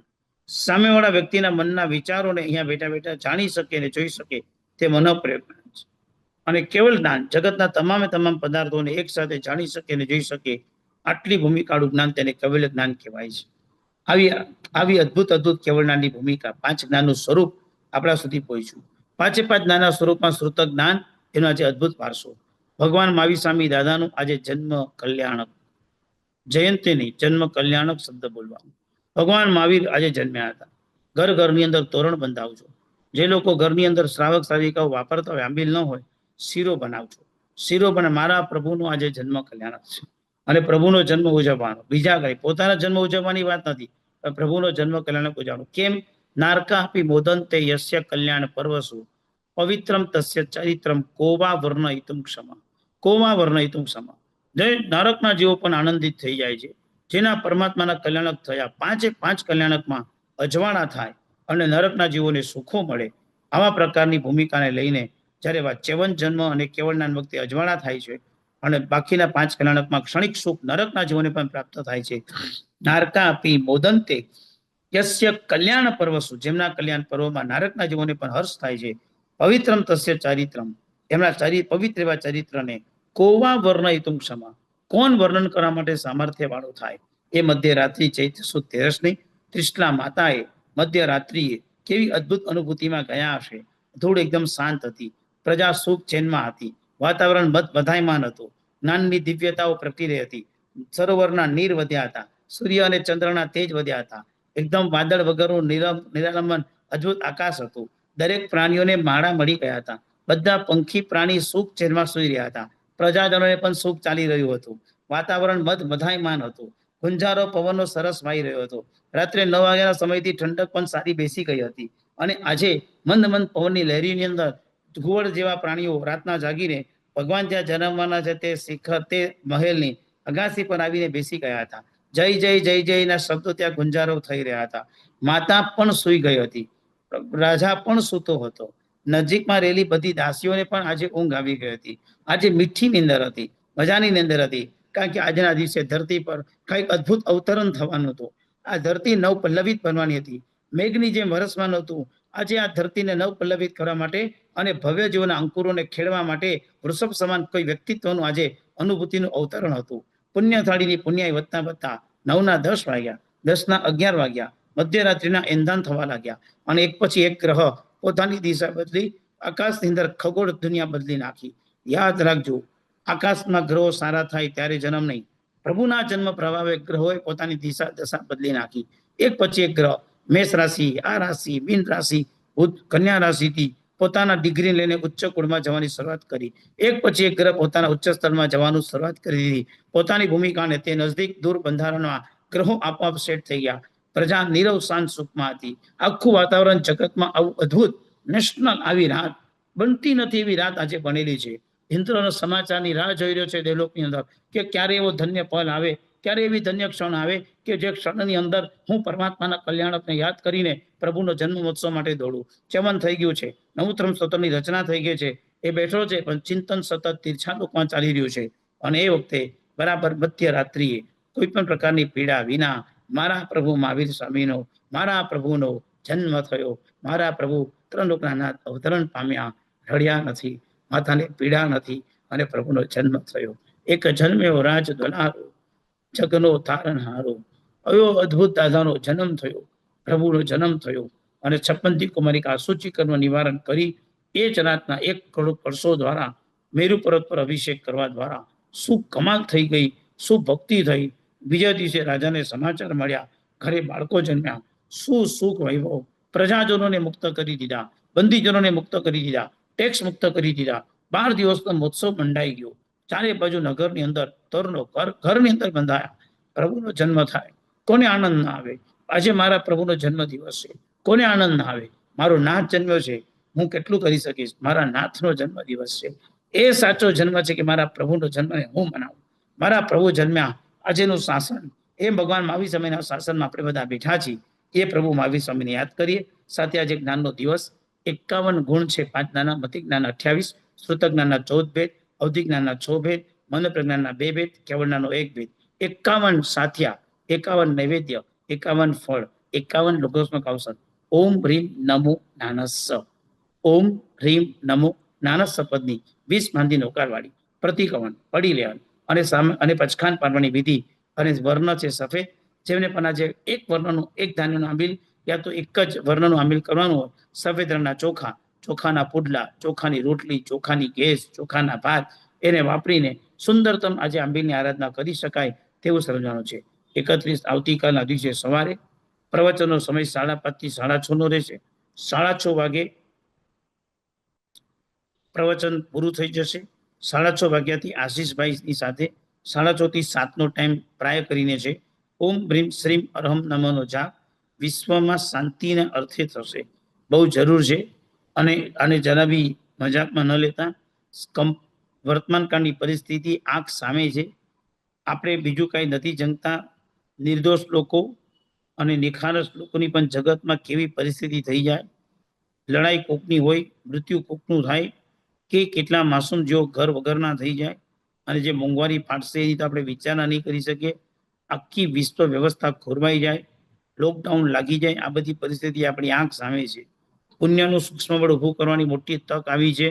બહુ દિલથી જગતના જીવોના હિત માટે મારા પ્રભુ તો જગતના બધા જીવો માટે વિચારતા હતા.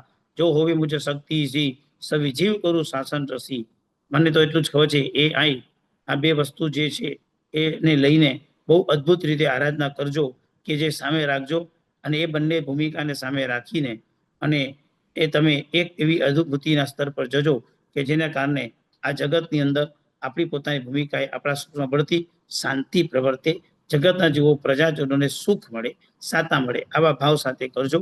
એ સિવાય બીજી પણ જે જૈનાના માધ્યમના પ્લેટફોર્મ પર બીજી કોઈ વિશેષ વિચારધારા હશે બધી આવતીકાલે થશે. છેલ્લું ચરણ, પ્રકાશનું પદ એટલે જ્ઞાન, જાગૃતિનું પદ એટલે પણ જ્ઞાન, ચિત્ત વિશુદ્ધિનું પદ એટલે પણ જ્ઞાન અને ચૈતન્યનું ઉર્ધ્વધીકરણ એટલે પણ જ્ઞાન. આવા જ્ઞાનને અનુભૂતિના સ્તર પર વંદન કરીએ. આજના દિવસે એક નાનો નિયમ અને આજના દિવસે નાની અનુભૂતિનો લઈને યાદ કરીશ કે તમે એટલું કરજો કે બસ બીજું તો કંઈ ન કરીએ. આજના દિવસે નાનો નિયમ એટલો પ્રાપ્ત કરજો કે કોઈ જગ્યાએ કોઈ દીકરો યા કોઈ દીકરી યા કોઈ સાધુ યા કોઈ સાધીજી ભગવાન કોઈ જગ્યા પર અભ્યાસ કરતા હોય એની તમે યથકિંચિત યથાશક્તિ તમારા કૌટુંબિક હોય, ઓળખીતા હોય, તમારા ગુરુ હોય, તમે લાભ લેજો. તમે સંઘની અંદર પાઠશાળામાં સારું ડોનેશન કરજો. અને આજના દિવસે એક નાનકડો નિયમ એટલું કરજો, એક નવકાર મંત્ર બોલીને બધા સૂજો. નવકાર મંત્ર બધાને આવડતો હશે માટે નવકાર કહું છું, બાકી તો હકીકતની અંદર કોઈ મોટું સૂત્ર કે પણ નવકાર મંત્ર અથવા તો લોગસ સૂત્ર. રાત્રિનો સમય છે એવો સગર્મ નહીં ગણતા. નવકાર કાં તો લોગસ અને ત્રીજા નંબરમાં સંતિકરમ. જેને જે સૂત્ર આવડે એ સૂત્ર એકવાર બોલજો, પણ બોલો તો એમ બોલજો કે 14 પૂર્વનો અભ્યાસ કરવાનું સૌભાગ્ય મળ્યું છે એવા ભાવનાથી બોલજો. ભલે બોલીએ છે નવકાર, પણ 14 પૂર્વનો સ્વાધ્યાય કરવા બેઠો છું એ ભાવ સાથે આજે જ્ઞાનનો સ્વાધ્યાય હોમનવાળ કરો. એક ધ્યાન રાખજો, બેડરૂમમાં બેડ પર બેઠા બેઠા નહીં બોલતા અને અશુદ્ધ કપડામાં નહીં બોલતા. બસ આટલું રાખજો. જ્ઞાનનો વિનય આટલો કરજો બસ. એટલે કંટાળતા નહીં.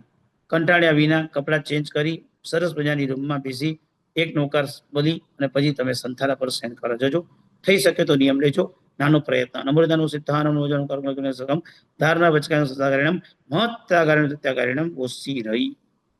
કોઈને કંઈ પણ પ્રશ્ન પૂછવા હોય ચોક્કસ પૂછી શકે છે.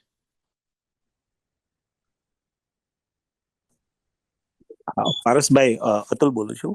The little correction. So tomorrow 5:30 a.m. is your time, but 7 p.m.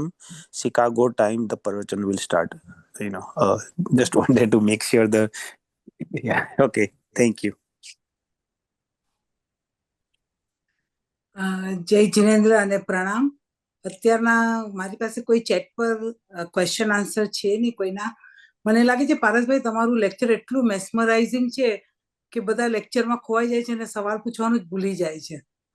બહુ જ સરસ રીતે તમારું લેક્ચર હોય છે અને ખાસ આજના બધા શ્રોતાઓ તરફથી અમે આજના આ સુંદર સ્વાધ્યાય માટે આદરણીય વક્તા પંડિત શ્રી પારસભાઈના હાર્દિકપૂર્વક આભાર વ્યક્ત કરીએ છીએ. અને તેમના માર્ગદર્શનથી આપણને માત્ર સમજ્યા જ નથી પરંતુ આંતરિક ચિંતન કરવાની પણ પ્રેરણા મળી રહી છે. આજનો મુખ્ય સંદેશ એ છે કે સમજણ સ્પષ્ટ બને તો શ્રદ્ધા પણ મજબૂત બને અને શંકા અને ભ્રમ વગર બધું દૂર થઈ જાય અને સમ્યક દર્શન એટલે કે સાચી શ્રદ્ધા મોક્ષ માર્ગનો પ્રથમ અને મહત્વપૂર્ણ પાયો બને. આમ અમને આજે પારસભાઈ શીખડાવ્યું કે સત્ય તત્વોમાં વિશ્વાસ રાખો, મિથ્યાત્વને દૂર કરો અને સ્પષ્ટતા સાથે આંતરિક શ્રદ્ધા વિકસાવી લો. પારસભાઈ સરે આપણને બીજું પણ આજે બહુ જ સરસ સમજાવ્યું કે જ્ઞાનનો ખજાના વિશે જે સમજાવ્યું it was like completely mind blowing કે કેટલા બધા ગ્રંથો આપણને જે સબ્જેક્ટ ભણવો એમાં તમે માંગો એ ભણી શકો છો. માંગો એટલા ગ્રંથો છે, માંગો એટલી વ્યવસ્થા છે, માંગો એટલું તમે ભણી શકો છો. આ જાણી આપણને એમ થાય કે આપણી યુનિવર્સિટી કરતા આપણા જૈન શાસનમાં જો આપણે ટાઈમ આપીએ તો આપણી યુનિવર્સિટી બી નાની પડે એવું લાગે છે. તો પારસભાઈ તમારું તો જે સ્વાધ્યાય હોય છે જાણીને અમને રિયલમાં બહુ જ આનંદ થાય છે. અમે બહુ જ ખુશીથી સાંભળી શકીએ છીએ અને અહીંયા બેઠા બેઠા અમેરિકામાં બેઠા બેઠા અમને આટલો સરસ સ્વાધ્યાય થાય છે એની માટે અમે તમારા ખૂબ ખૂબ આભારી છીએ. અને ખાસ તો આપણે આ જે સ્વાધ્યાય ચલાવી રહ્યા છીએ એના સ્પોન્સરના નામ તમે જોઈ શકો છો સ્ક્રીન ઉપર. આપણી સાથે છે રાકેશભાઈ જૈન ડોનરમાં, રસિકભાઈ કલ્પનાબેન, એક સદગ્રસ્ત ફ્રોમ મયામી, એક સદગ્રસ્ત ફ્રોમ શિકાગો, એક સદગ્રસ્ત from Virginia, Binaben Pradipbhai Shah from Dallas Texas, Darshanaben Dilipbhai Shah from Florida. Darshanaben Dilipbhai શાહે આપણે જાપમાં પણ ડોનેશન લખાવ્યું છે. રીટાબેન દિનેશભાઈ ઝવેરી ન્યુયોર્કથી, કિશોરભાઈ રશ્મિબેન શાહ ફ્રોમ શિકાગો, એક સદગ્રસ્ત સાંતા ક્લારા કેલિફોર્નિયા, પછી વિપુલભાઈ રેશમાબેન શાહના બી શિકાગોથી છે, અને વીણાબેન રમેશભાઈ શાહ શિકાગોથી છે. એમને જાપમાં આપણને ડોનેશન લખાવેલું છે. તો આ બધાની ખૂબ ખૂબ અનુમોદના. તમારા સપોર્ટથી જ જૈનના આટલા સરસ પ્રોગ્રામ ને આટલા સરસ વ્યક્તા અને આટલી સારી અરેન્જમેન્ટ કરી શકે છે.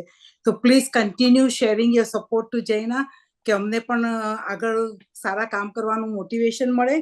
આની સાથે હું તમને જણાવું કે આપણે લોકો જૈના અરિયંતા ઇન્સ્ટિટ્યૂટ સાથે બી કોલિબ્રેટ કરી અને આપણે થોડાક સ્વાધ્યાય રાખેલા છે, જેની ડિટેલ સ્લાઇડ્સ તમને અહીંયા મૂકવામાં આવી છે. આપણે એપ્રિલ મહિનાની 25 ને 26મીએ 9 વાગે સવારના આપણા LA ના ટાઈમ પ્રમાણે, એટલે ન્યુયોર્કના ટાઈમ પ્રમાણે સવારના 12 વાગે, બપોરના 12 વાગે લેક્ચર ચાલુ થશે.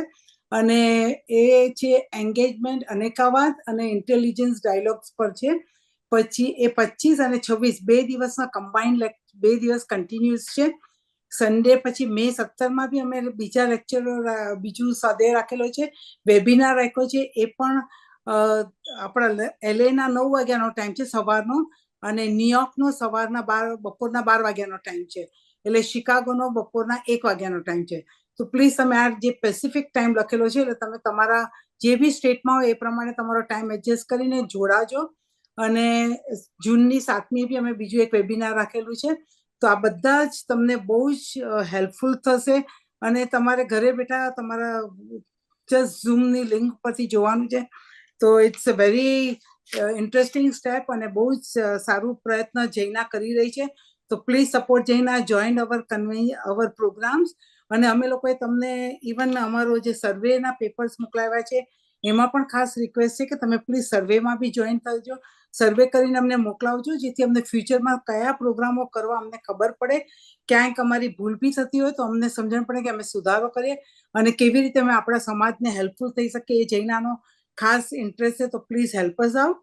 એની સાથે કાલે આપણે નવકાર મંત્રના જાપ છે 9 વાગે, એટલે કે ન્યુયોર્કના 9 વાગે, કેલિફોર્નિયાના 6 વાગે અને શિકાગોના 7 વાગે આપણા જાપ ચાલુ થશે.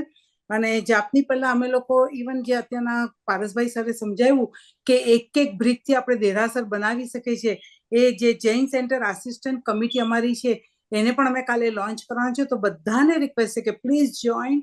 જે તમારા ફેમિલી મેમ્બર છે જે આનો લાભ નથી લઈ શકતા, એમને પણ તમે જણાવજો કે અમે આટલા સરસ પ્રોગ્રામ કરી રહ્યા છીએ, જે તમને ઘરે બેઠા જોવા મળે છે. તમારે કાંઈ નથી, કાંઈ ડ્રાઇવિંગ કરવાનું, કાંઈ નહીં, ખાલી ટાઈમ આપવાનો છે. તો પ્લીઝ જોઈન અસ અને help JAINA to promote more such good activities, કે આપણે બધાને હેલ્પ કરી શકીએ all over North America and Canada. Jai Jinendra અને પ્રણામ.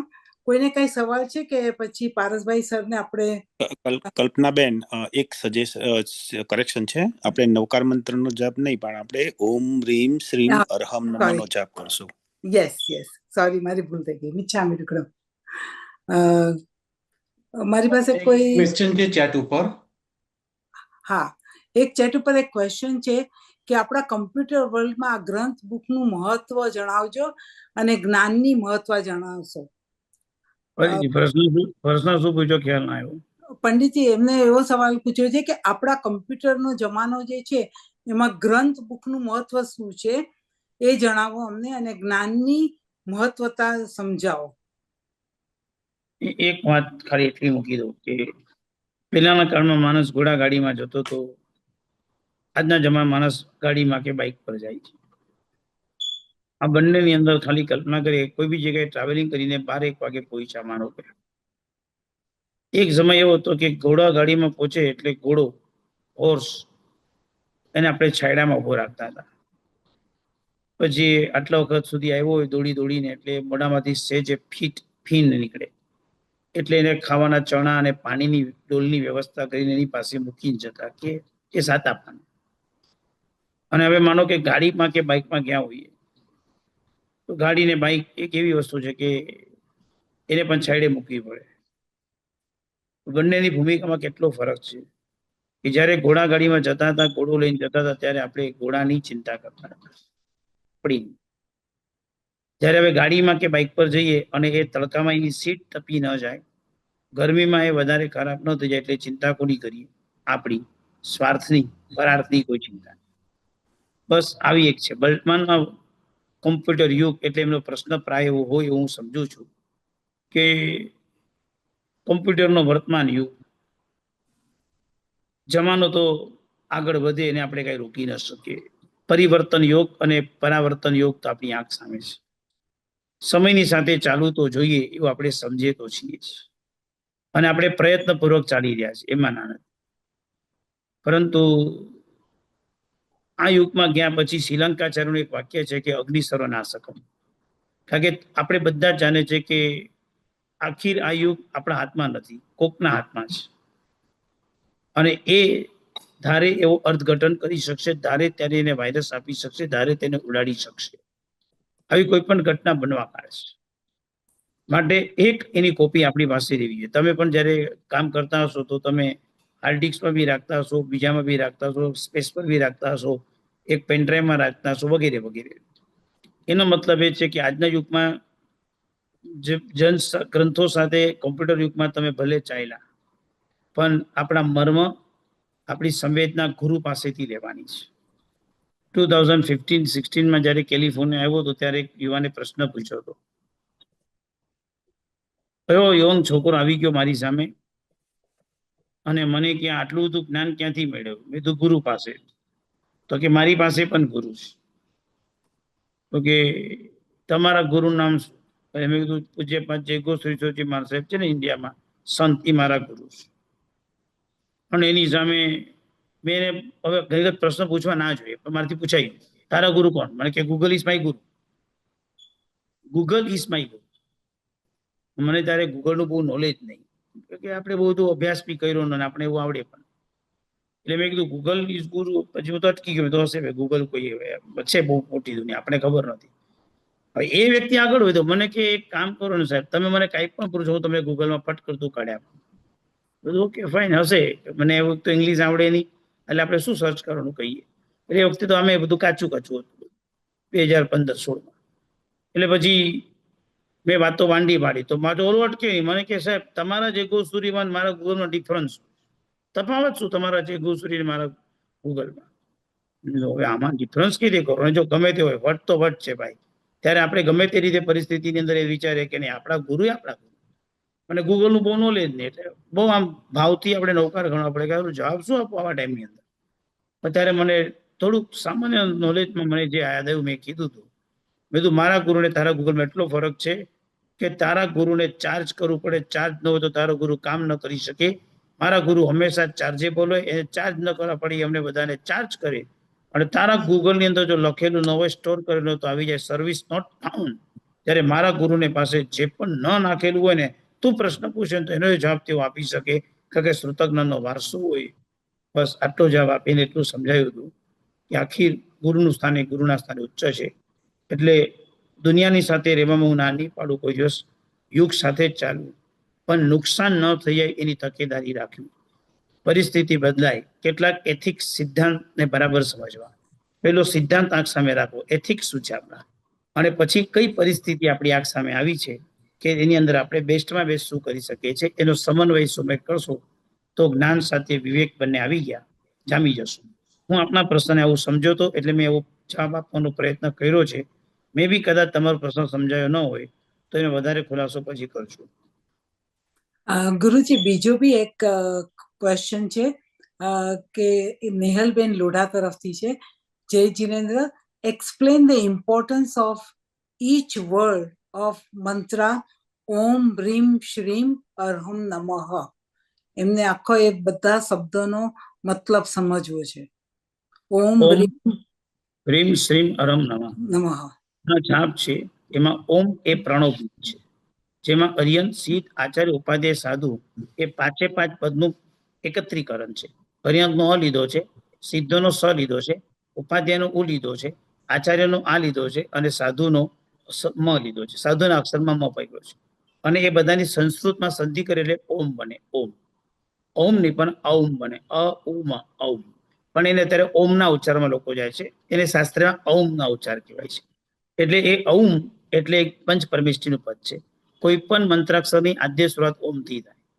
પછી રીમ, રીમ એટલે 24 તીર્થંકરનું રીમકાર બીજ છે. 24 તીર્થંકર પરમાત્માની એમાં સ્થાપના છે. એટલે રીમ બીજ છે. ઓમ ઠંડો છે, રીમ ગરમ છે, એટલે બંને બેલેન્સ કરે. ઓમ 9 પદ છે, રીમ 24 તીર્થંકર છે. એક કોલ્ડ એટલે એકદમ ઠંડો છે, એક ગરમ છે. કારણ કે જાપથી હંમેશા નિષ્ઠા કરવી પડે, બેલેન્સ કરવી પડે. એકલી હીટ વધી જાય તો પણ ન ચાલે, એકદમ ઠંડો થઈ જાય તો પણ ન ચાલે. ટેમ્પરેચર એકદમ સેટ રહેવું જોઈએ. પછી ઓમ રીમ પછી શ્રીમ લીધું છે. શ્રીમ એટલા માટે લીધું છે કે આ મંત્રાક્ષર લક્ષ્મી બીજ છે. લક્ષ્મી બીજનો મંત્ર એટલે લેવામાં આવે કે જ્યારે જ્યારે પણ આ જગતની અંદર આફત આવે, આપત્તિ આવે, ત્યારે સૌથી પહેલું એક આપણું નબળું પડે કે આપણે બધા સંપત્તિથી ટૂંકા પડી છે. એટલે શ્રીમ બીજના માધ્યમથી સમાધિ તકે એનું એક માધ્યમ સંપત્તિ છે. પુણ્યાનુબંધી પુણ્યની સંપત્તિને તકલીફ ન થાય એના માટે શ્રીમ શબ્દ છે. આ બધાના પદ ઉપર જો એક ઊંડાણમાં કયું તત્વ અને કયું જગતમાં બેઠું છે. ઘણા સમય પહેલા એક નાનકડા પ્રવચનમાં વાત થઈ હતી. કર્મ સત્તા છે, એના પર ધર્મ સત્તા છે, એના પર પ્રભુ સત્તા છે. આ જગતમાં વિશિષ્ટ પ્રચંડ પુણ્યના સ્વામી કોણ, પ્રચંડ પુણ્યના માલિક કોણ? તો કે અર્યંત. એના જેવા એના તો તુલ્ય કોઈ જ નથી. તો અર્હમ એટલે યાદ કર્યું છે કે એના જેવું પુણ્યશાળી બીજું કોઈ નથી. એટલે અર્હમ એટલે અર્યંત. નમઃ એટલે નમસ્કાર થાવ, ઝૂકી જઈએ, નમસ્કાર કરીએ એટલે એની કૃપા ઉતરે. જ્યારે જ્યારે આ જાપ થાય ત્યારે ત્યારે આ બ્રહ્મરંધ્રની અંદર આખી સિદ્ધિઓ તૈયાર થવા લાગે છે. અને તરત જ 16 વિદ્યા દેવીઓ આપણા પર અભ્યંતર અભિષેક કરે છે. અને એને કારણે આપણું બ્રહ્મરંધ્ર જાગૃત થતું નથી. એની અંદરથી કઈ ઉત્પાદ કે વ્યંગ થતું નથી, વાઇબ્રેટ થતું નથી, અને આપણે એને પચાવી શકીએ છીએ. એટલે પુણ્યાનુબંધી પુણ્ય વધે, જગતમાં બધાનું પુણ્ય તપે, અને બધા જીવોનું પુણ્ય તપે એટલે બધા જીવોને સુખ ચેન મળે. એના માટે સૌ સરસ રીતે આપણે ગોઠવેલું આ ભૂમિકા છે. અને એના માટે ઓમ બ્રીમ શ્રીમ અરમ નમઃનો જાપ આ માધ્યમે શરૂઆત કર્યું છે. સિદ્ધ ચક્રની આરાધના કરનારને પણ આ જ મંત્રની આરાધના મુખ્યત્વે આપવામાં આવે છે. અને આ મંત્ર વર્તમાન કાળની અંદર બહુ પ્રભાવશાળી મંત્ર છે. મહાપુરુષોએ એને ગૂંટ્યો છે, ગણ્યો છે, અને ઘણા લોકો એની અખંડ સાધના કરે છે. એટલે સામુદાયિક એનું પુણ્ય પણ વધતું જાય, એટલા માટે આ જાપ આપવામાં આવ્યો છે. પારસભાઈ, બહુ સરસ તમે વર્ણન કર્યું આનું. કાલે આપણે આ જાપ શરૂ કરતા પહેલા ફરી એક વખત આનું થોડું વર્ણન આપણે કરી દઈશું. ના, તમારા પ્રવચનમાં નહીં, પણ જાપ શરૂ કરતા પહેલા તમને આપણે 5 મિનિટ આપશું, એમાં તો તમે વર્ણન કરશો અને સમજાવશો તો બહુ સારું પડશે. અને એકચ્યુઅલી આજના જમાનામાં અને અમેરિકામાં રહેલાના છોકરાઓને જો પેરેન્ટ્સ ખાલી દરરોજ સાંજે બેસીને 27 વખત ખાલી એમની સાથે કરે તો છોકરાઓને ઓમ રીમ શ્રીમ અરહમ નમો કરતા આવડી જાય. બીજું બધું તો કદાચ એ ન કરતા હોય, ધારો કે, પણ એટલીસ્ટ દરેક છોકરાઓ આટલું તો કરી શકે. બહુ સરસ અતુલભાઈ કીધું. અને ઇવન પારસભાઈ તમે બી બહુ સરસ મતલબ સમજાવ્યો. હજી એક ક્વેશ્ચન છે પારસભાઈ, ખાસ એમાં એવું પૂછવામાં આવ્યું છે કે શ્રુત જ્ઞાન જે બીજાને આપી શકાય છે, પણ ભગવાનની દેશના તો બધા માટે છે. તો જરા સમજાવો ને. તમે કહ્યું કે શ્રુત જ્ઞાન જ બીજાને આપી શકાય છે, પણ ભગવાનની દેશના તો ભગવાન કેવળ જ્ઞાનથી બધું જાણે છે, પણ ભગવાન જે પણ આપે છે શ્રુત જ્ઞાન જ આપી શકે. ચૌ મૂંગા એક બોલતું છે, સ્વપર જ્ઞાન પ્રકાશ હોય. કેવળ જ્ઞાની કેવળ જ્ઞાનમાં બધું જાણે છે, પણ જાણેલું બધું આપી નથી શકતા. આપવા માટે શ્રુત જ્ઞાનનો જ માધ્યમ જોઈએ. માટે તીર્થંકરો પણ શ્રુત જ્ઞાન જ આપે છે. કારણ કે અક્ષર મૂકવા, એને ગોઠવવા, એમાં આલંબન શ્રુત જ્ઞાનનું જ હોય. જીભ અને તાળોના વ્યાપારથી જે નીકળે એ શ્રુત જ્ઞાન જ હોય, અને શ્રુત જ્ઞાનનો જ વ્યવહાર ચાલે છે.